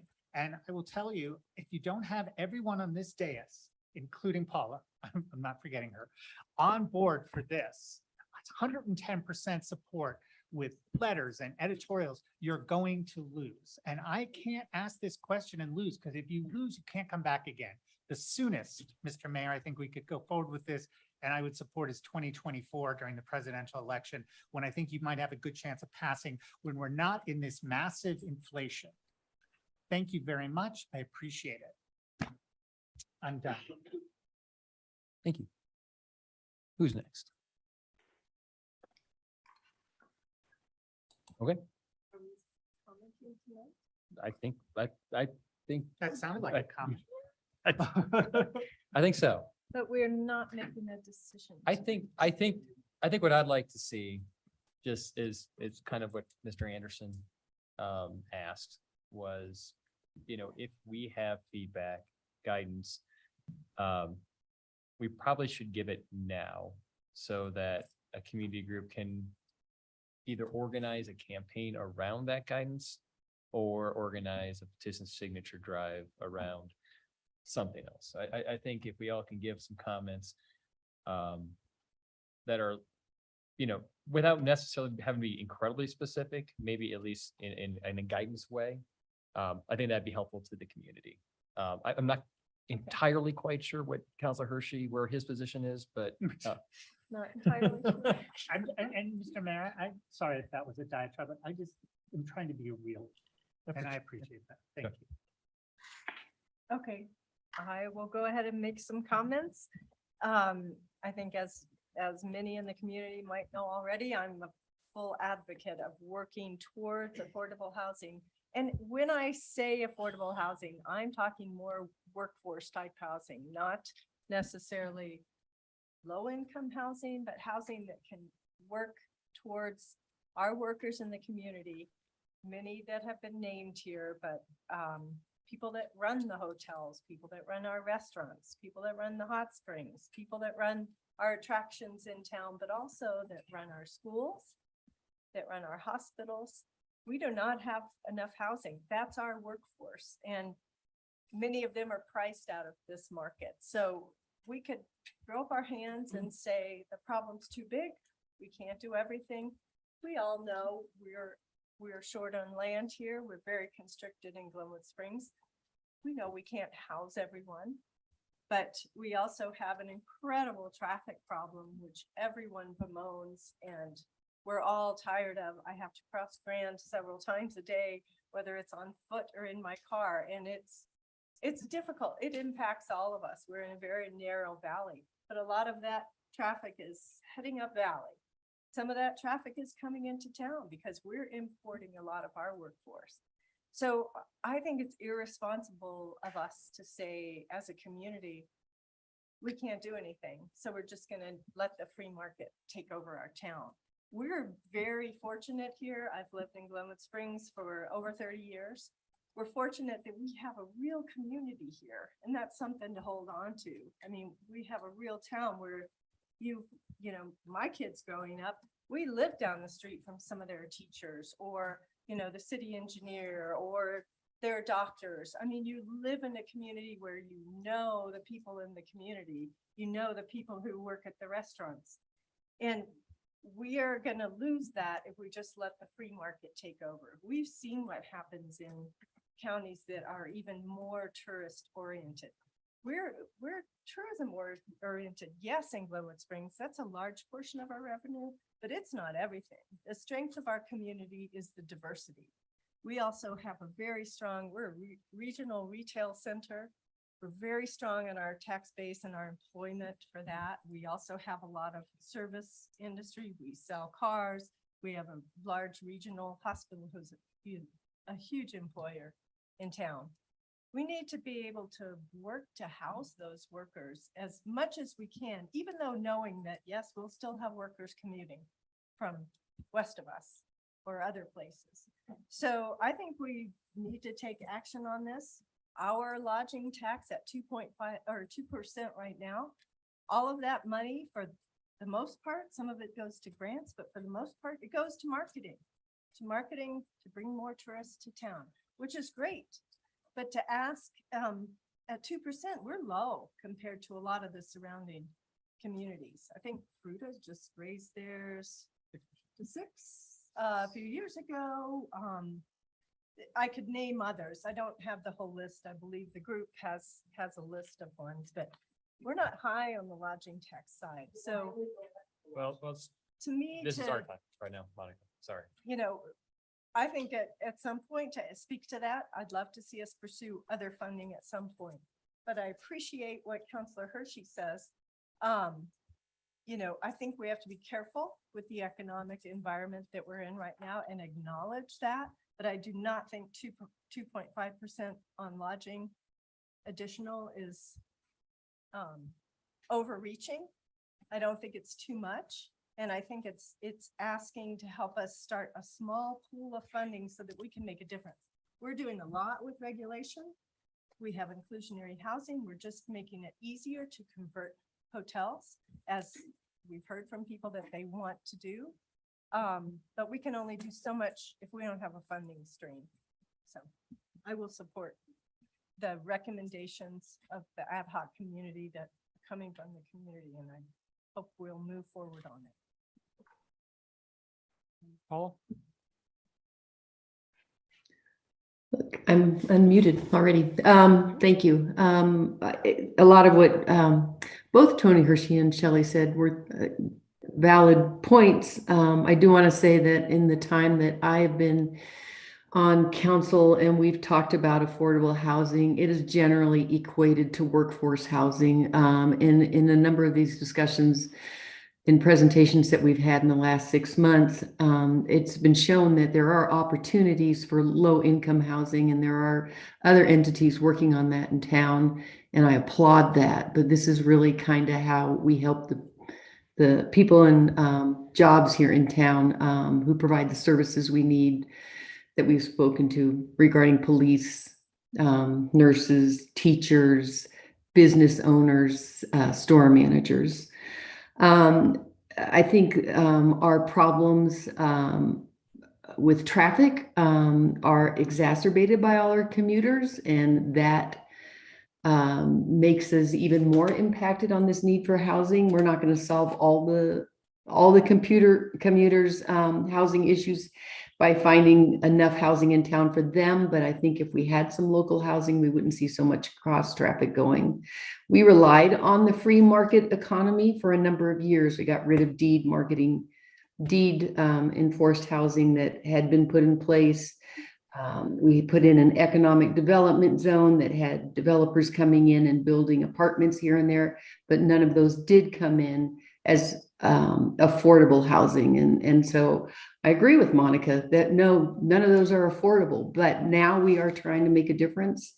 And as for myself, I'm ready to lead on this and put a question on the ballot and do the communication that we need to do right now to tell the community how this will be used and talk about some of the solutions that Tony is looking for. And I think that the ad hoc committee has done a fine job of listing potential solutions that we can work on right away. And I say, let's invest in that. Let's start making a difference tonight. Ingrid. So I think I'm coming from a bit of a different perspective than some of you, in that when I look at this, I see a very wide-ranging issue throughout the community. And so to me, that means there needs to be a holistic solution. And so when I pick one industry to fix the problem, I'm not comfortable with that. I think the structure is set up right now that anything with the tax already in place makes for really low-hanging fruit on creating a solution. And so I can kind of see that is the route that we would go. I do see that it's a nominal amount at 2.5% that would definitely generate some money and start working towards the solution. And if we can't come up with a better solution, or the ad hoc committee doesn't provide a different alternative from a tax rate, maybe being based on like a salary, like if you payroll tax or something like that, I would be receptive to that. I'd love to see that. I have an ADU on my house, and the gentleman who lives in there works in marketing. Prior to that, I had someone who worked in construction. So if I impose a higher tax on lodging, those two industries are not having to pay anything towards this solution. And yet they're definitely part of, I don't want to call it a problem, because we have a thriving economy that is in a potential recession and has high inflation, but still a thriving economy. So, for me, I'd like to see a more broad reaching solution. At the same time, and to many people's points, I am not going to not do something. And so that means that I would be receptive if the ad hoc committee says move forward with a tax on lodging up to 2.5, but I wouldn't be comfortable with anything above that. So that's where I am. And I'd like to see more solutions instead of just going for these low hanging fruit solutions.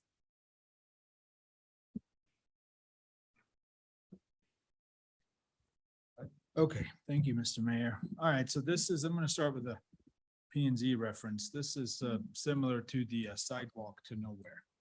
We used to make developers put in a sidewalk, even though if they don't connect, we still had them do it. And this is very similar, because our answer to that was we gotta start somewhere. And this is what I feel we need to do here. We need to start somewhere. I agree with everything I heard so far. I also agree that I would love to see other solutions. At this point, it is the low hanging fruit. And we got to go for it, in my opinion. I'm ready. I've heard enough from the ad hoc commission. I think their information is phenomenal. What you guys have done is very, very educational. If anybody has not seen their presentation, I urge you to go see it. It is just spectacular with all the information. Also, what helped me is the survey. I know the questions were a bit goofy, but I got through it. I understood it. So that means a lot of other people understood it too. It made it very clear that they supported a 5% tax. I'm a little disappointed in the 2.5. I think we could do a little better. I'm throwing out there 3.5 to bring it up to 6% total. And the reason I'm doing that, and when I hear people aren't coming to Glenwood, well, where are you going to go? Grand Junction is at 6%. Fruta is at 6%. Boulder is at 7.5. Crested Butte is at 7.5. Leadville just went to 5. Wheat Ridge, 10. Those are all towns front range. We don't do that. But anyway, there is other towns that have the exact same lodging tax we will have. So it's kind of a equal playing field. Plus we have a very desirable town. People will come here. So I am ready to put this on the ballot tonight, if need be. The 2.5, like I said, is a little disappointing. I wish we could discuss that and see if we can eke out just a few more points to get to a higher return than the 1.3%. I also understand that the 1.3 million will let us leverage what, 20, 25? Lots of money. So it's not nothing. It's a start. And back to the, well, it's one industry. Yes, it is, but it's also the tourists. We're taxing the tourists. And as a start, I can see further down the road that an attractions tax could be next. If this program is successful, which I have no doubt that it will be, an attractions tax with specific details worked out, maybe by the ad hoc commission again, could be in the future as well. So we will broaden where we're going to get it from. So to me, this is a fantastic step forward. It's for workforce housing. I think we need to change that term to workforce housing. I think that's important. I agree with that. Other than that, I think a vote against this is a vote against the workforce. And I will not stand for that. Thank you. Charlie. Yeah, this is probably one of the more difficult, I think the last difficult decision I got like this was whether we go to the annex property or not. And that I think I've had on this council. Workforce housing is certainly a need in this community. And we've had built a lot of housing in the last 3 years since I've been on council. But most of that housing is housing that we had, that was approved by prior councils and just came back for final approvals. And a lot of that had to do with the economic environment that was time to build from a developer standpoint. I don't know that for sure, but that's what my projection is, and watch what's happened over the last 3 years. Somebody made a comment that this wasn't important to us as council. We didn't take this seriously. I disagree with you. I take this very seriously. I appreciate the work of Clark, Carolyn, Jill. Ellen, sorry, Ellen. I'm terrible with names. I apologize. I appreciate the work the committee has done. I listened to that. Habitat came and made a presentation to us, talked about intact families and how important it is to provide that housing and ownership occupied housing, to have intact families. I think it's important for people in the community to live near their teachers and do those types of things. We're in a very difficult financial time right now, not just the inflation stuff, but the rising cost of housing, which doesn't seem to be going down in the same rate that it went up since the pandemic caused a lot of people to move out of the metropolitan areas, move into other areas. We've seen some increase in short-term housing, although I think shortly after I got on council, through the leadership of our staff, and we came up with a pretty good solution to short-term housing, which limited that. It certainly has an impact, though. It reduces that housing that's available to people. I know Mark or somebody made a comment, the ad hoc committee's job was to pass some tax. I don't think that was there, and I disagree with that. I think they worked very hard to come up with reasonable and appropriate recommendations to this council as to what to do. I frankly don't think that providing workforce housing is going to change traffic in the city of Glenwood Springs.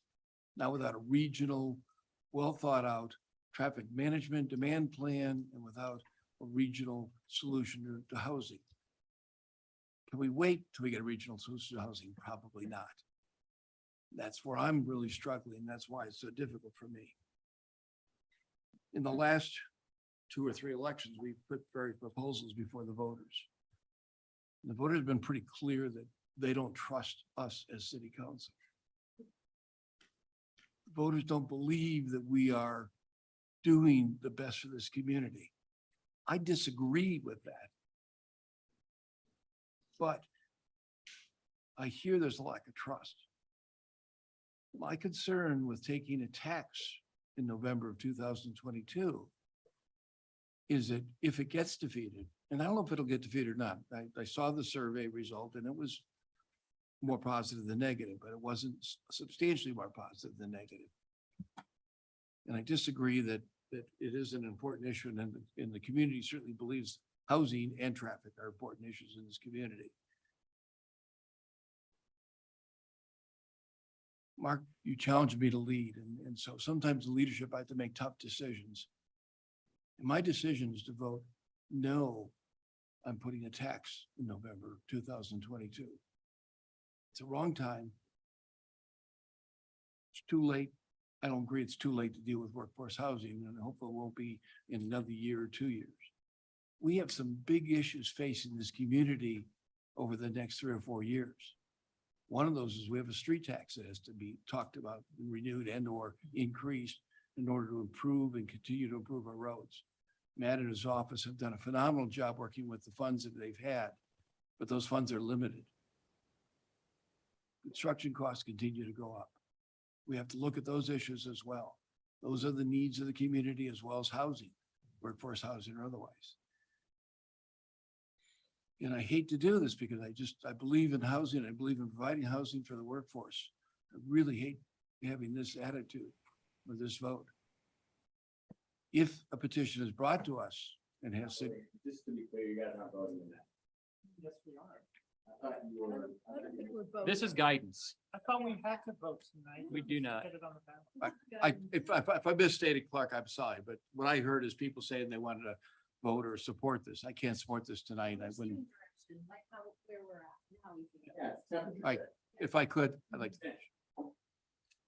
If there's support of 1,000 people or a substantial number of people to put this on the ballot, I certainly would support then going to the ballot. And I hate to ask the committee to do that work because they have worked very hard. And this is not a decision I'm happy that it's not a point of moving forward that I'm happy with myself. I don't like it. I don't like saying no to trying to find a way to provide workforce housing. I just don't think this is the right time. Mr. Mayor, I'd like to make a motion. I'm sorry. I'd like to-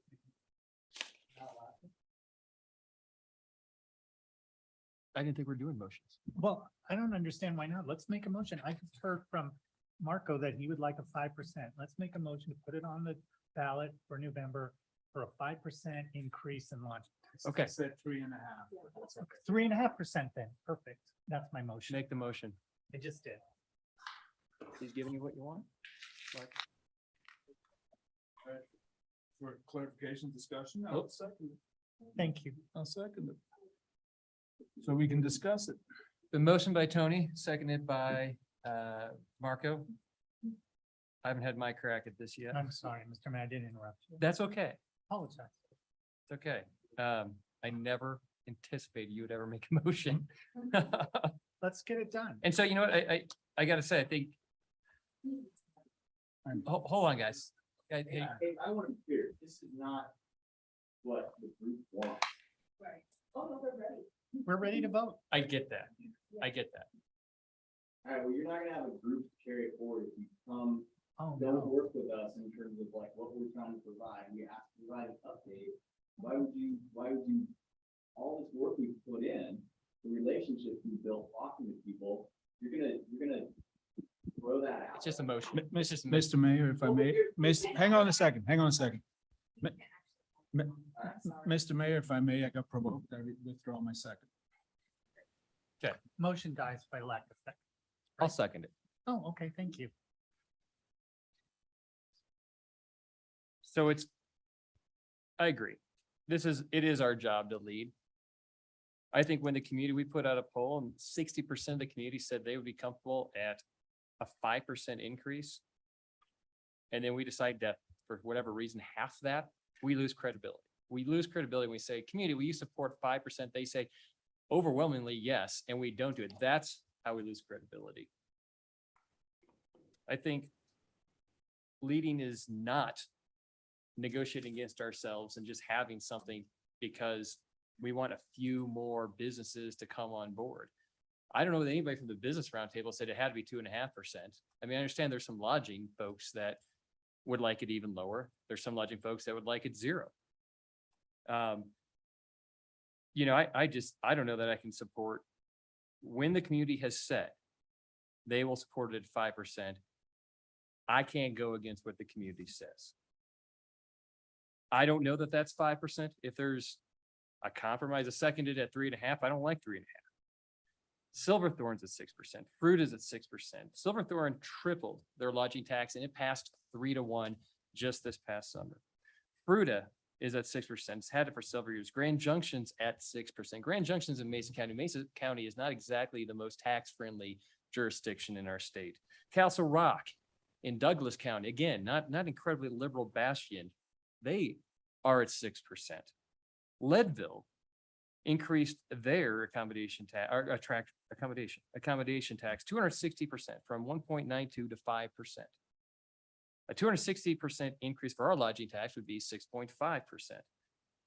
When we talk about neighbors and places that people go, are people really going to look at a $200 hotel room with the lodging tax? Now it's, I don't know, $220, but if it's 6.5 instead of 5.5, are they really going to go, gosh, that extra $8 a night, that's a deal killer?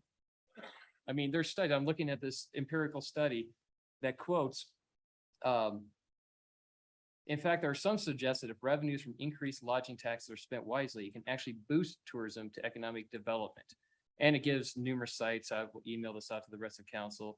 And you know how that would do that in Glenwood is because tourists would actually have a place to go where coffee shops are open, where you can go and get service in our community from people who live in the community because they're not commuting 45 minutes away from Parachute. I just don't know how we look at the community and tell them that 5% that you said you would pass unequivocally, that's not something we're going to support.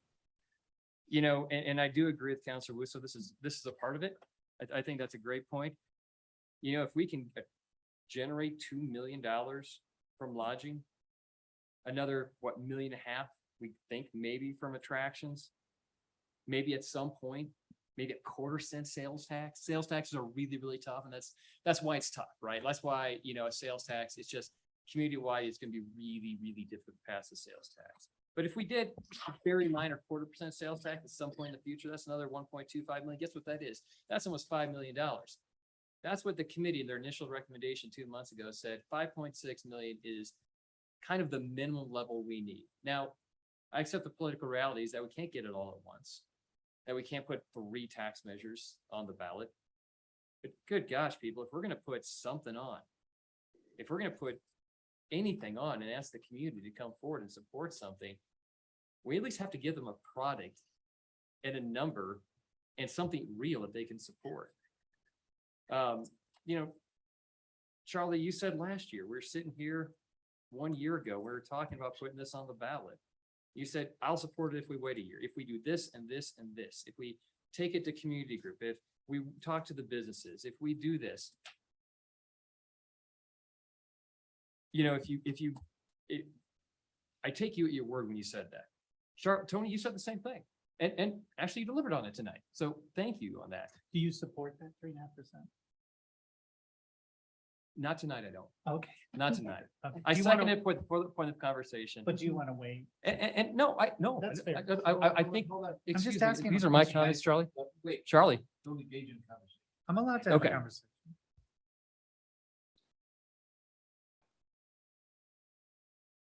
I think I've said enough of what I need to say. I'm going to jump in then, if you're done. And Okay. I'm going to say that at every juncture along the way, we have really appreciated the ad hoc committee.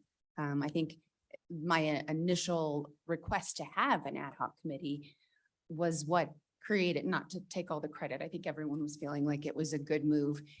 With that in mind, you have yet to make a recommendation. So I will make a motion that we stay the course and continue this until the ad hoc committee gives us an official recommendation for what they would like on a ballot. And at that point, we'll make a decision and we can vote on it. So Point of order, though, I have a motion. Do you want me to withdraw this? no, because someone withdrew their second, didn't they? No. Margaret Okay. did, but I seconded. Okay, great. So go ahead and if you want to withdraw, then you can, if you want to either withdraw. Wait, you just told me we're not going to vote. No, because I will be recusing myself from any vote this evening on this. Unless it's The a parliamentarian continuation. in me has to say this. Okay. Motion to continue is an alternate main motion, which would supersede the motion, so it would continue it to the next regular meeting Okay. for decision on But this my motion. motion stays active. So Your motion stays active until the next regular session. Okay. What's your motion to continue? It's to continue until we have received feedback. Okay. Can I ask a question? Yeah.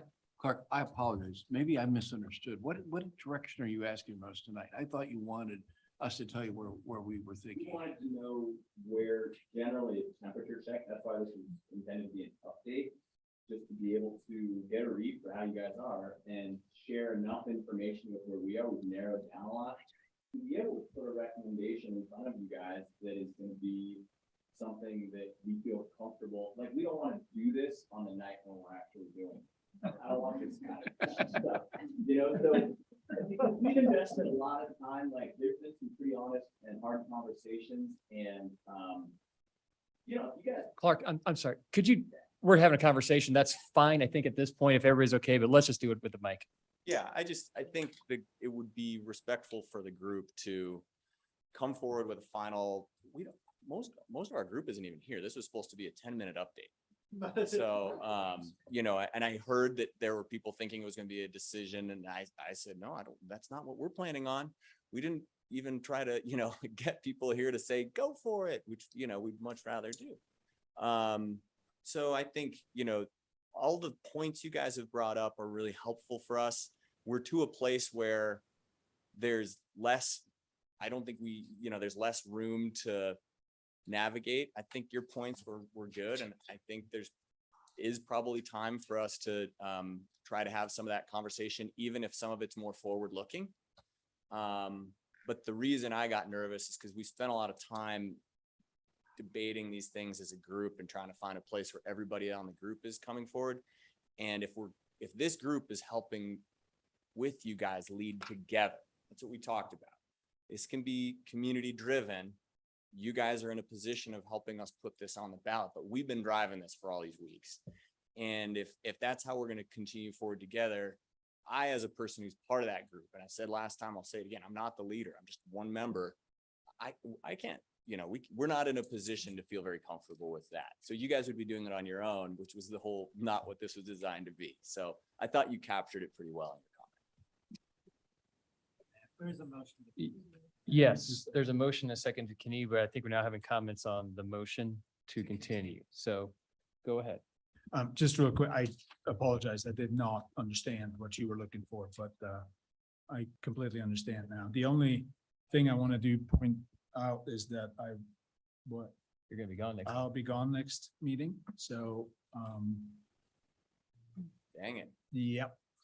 Just pointing it out. I could zoom in. Let me That know. would probably be a good idea. Yeah. I mean, just because regardless of outcome, I think this is important. for Absolutely. All of you guys. It'll be 2 o'clock in the morning where I'm at, but no problem. In Switzerland? Well, Thank you. Absolutely. I think this is incredibly, sorry to interrupt real quick, but I think this is really important that we have all 7 of us here. And there's not often does that actually matter, but I think on this, where it's gonna be very close, it does matter. To the point where, do we want to, I'm just throwing this out to, and thank you very much for being willing potentially to be awake and sober at 2 a.m. in Switzerland. But just give it your best shot, man. Would we want to maybe call a special session? You leave next Thursday? Is that something that, I'm just throwing it out there for council? I'm not against that.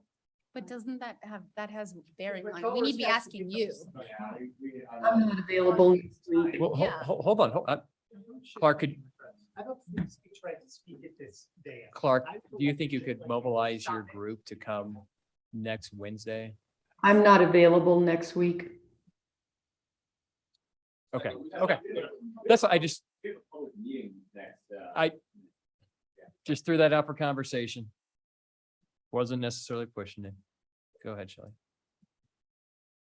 I'd just like to say I'm supporting the motion to continue because I think we have gone through this process. We have put this off for a year.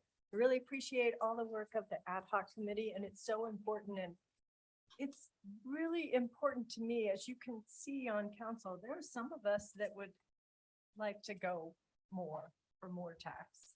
You know, we would, in the perfect world, we would have more money to spend on workforce housing and really make a difference. But we have to start somewhere. And I think it's really important what we're trying to do and what I see us doing with the ad hoc committee and all of the community outreach, we're trying to reach a point where, as you pointed out, Clark, not everyone will get what they want. Probably none of us will get everything we want, but if we can reach a point where as a community, we can come together and support something that's going to help the whole community. I get the equity issue that there are some businesses that are taxed and there are some businesses that are not taxed. And that's something that we need to address as a community. I don't know that now is the time to do it. So I'd like to go forward, continue this and hear the recommendation and stay on that path. And let's reach a point where we can get behind something as a community. Okay, let's call this is a question to continue.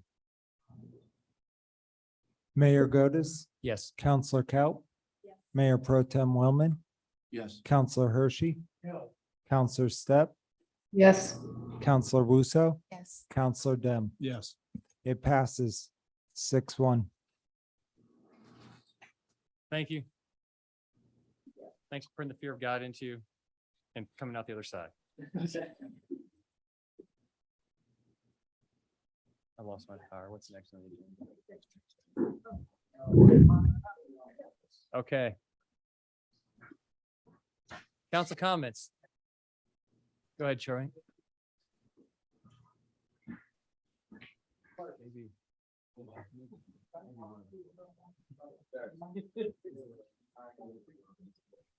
That's what's happening.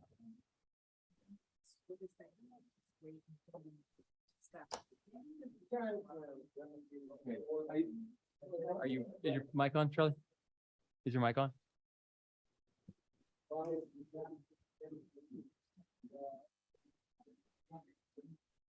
So I have just a few things and the first one. First one is kind of following up the conversation we just had. I am significantly concerned that the loss of trust in this council continues to permeate what's going on in these meetings, and sometimes among all of us. One of the seminars that I attended at CML last 2 or 3 weeks ago was put on by Littleton, and I'd taken a pause. They hired a special person to go out and do public outreach, to do, pop-ups and things like that, to get a sense, not to say, what do you think of this issue? What do you think of that issue? But what do you think where we're going and what we're gonna hit? What do you think where the city's gonna be? And I don't know that we're doing that well. I think we all think we are, and I certainly work hard. I think Tony works hard. I think, all of you, I'm not gonna tell everybody. I think all of us do that to some level.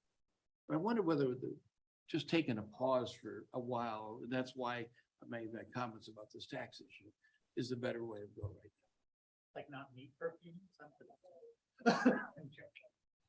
And so I think it's important. That may mean we're gonna have to hire a person to do that. That's what Littleton had to do. That person went around and they would do things like the downtown market. They had that, and they would go to any kind of public event and they would say, tell me, what do you think of the issues facing the city? What do you think we ought to be doing? They didn't suggest that these are items of the council. So I've now repeated myself a little bit. I suppose it was the wrong damn agenda. Hang on a second, I apologize.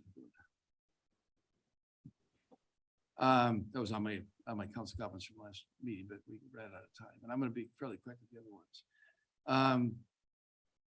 I want to give my thanks to Chief and his department as well, but it's already been said many times, but I do appreciate it. I do also want to make a public thanks to Cindy Savatos. She has devoted the last 10 or 15 years to running the downtown market, which is a fabulous amenity to this community. And I'm sorry that the events over the last 3 weeks have not made her ability to take that forward. It's not allowed for her to feel like she could take that forward, but I think we as a city owe her thanks for having conducted and done all that work on the downtown market and brought that amenity to the city. And the last comment I want to make is, I did it too. We have a lot of people in this dais up here. All these people out here are paying attention to us. And we're up here texting other people or things like that during the meeting. We're working on other matters on our computer during the meeting. We're paid this big sum of money, somewhat tongue in cheek, to show up to these meetings and give it our full attention, to be prepared and to discuss the issues. That's where I think we ought to put our cell phones during the meeting. And if you're looking at the computer to look at the agenda items, which is what I have my computer open to, that's fine, but you shouldn't be working on other things. We're doing disservice to this community by what we're doing. So I'm a little frustrated right now, and I think you're hearing that on both the comments I made during the meeting and now. But those are the concerns I have. I believe in this community. I believe in the strength of this council. I believe in the work that this council has done. And the people in this council all work hard. But I think we need to change what we're doing. We need to do a paradigm shift. We need to reach out to the public and say, we understand you don't think we're listening. Come talk to us. We want to listen. Thank you. Shelley? No, sorry, Ingrid. I actually agree with a lot of what Charlie said. I think that we are unfortunately, and I don't know if it's a national level or it's kind of trickling down into our community, or we've done a handful of things that have really violated the trust of the community. I think we can lead and we can disappoint, but I think that ultimately when we're up here, we need to be, all of us, including me, need to be less position oriented and more inclined to find solutions. So we find that middle ground. We don't get so stuck in where we walked in thinking that we had the answer, that we miss out on coming up with a solution that really represents well with the community. We need to err on the side of not saying things that we know will incite people to get worked up. When we know these things, we know what we're doing, and we need to mellow that out. not only for each one of us individually, but for the community, because as a voice for the community, we reflect our interactions together, whether or not we're respectful and appropriate. They reflect on you each individually, and I take that really seriously. And, you know, I think afterwards we'll apologize if I ever do anything that is disrespectful, but when I was first on council, I took a class and it was how to be, effective leadership. And it was a reminder that our votes after they're done, that's a vote of one. Council decided this. So to constantly go against that and continue to, it erodes us as a community and it erodes our voice as a council. So I would love to see more cohesiveness. Charlie, thank you for bringing it in front of us. And let's see what we can get done together as a group for the community that we took an oath of office to serve.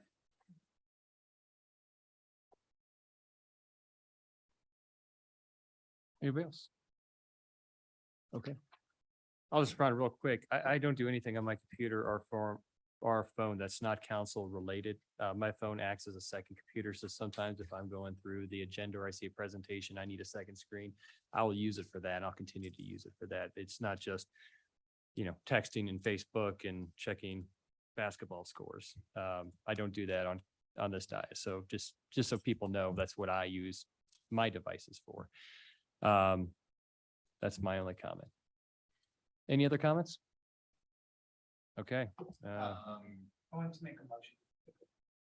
Yeah, I just need to give you guys an update and, I didn't know that about your schedule and that complicates my life slightly, but that's okay.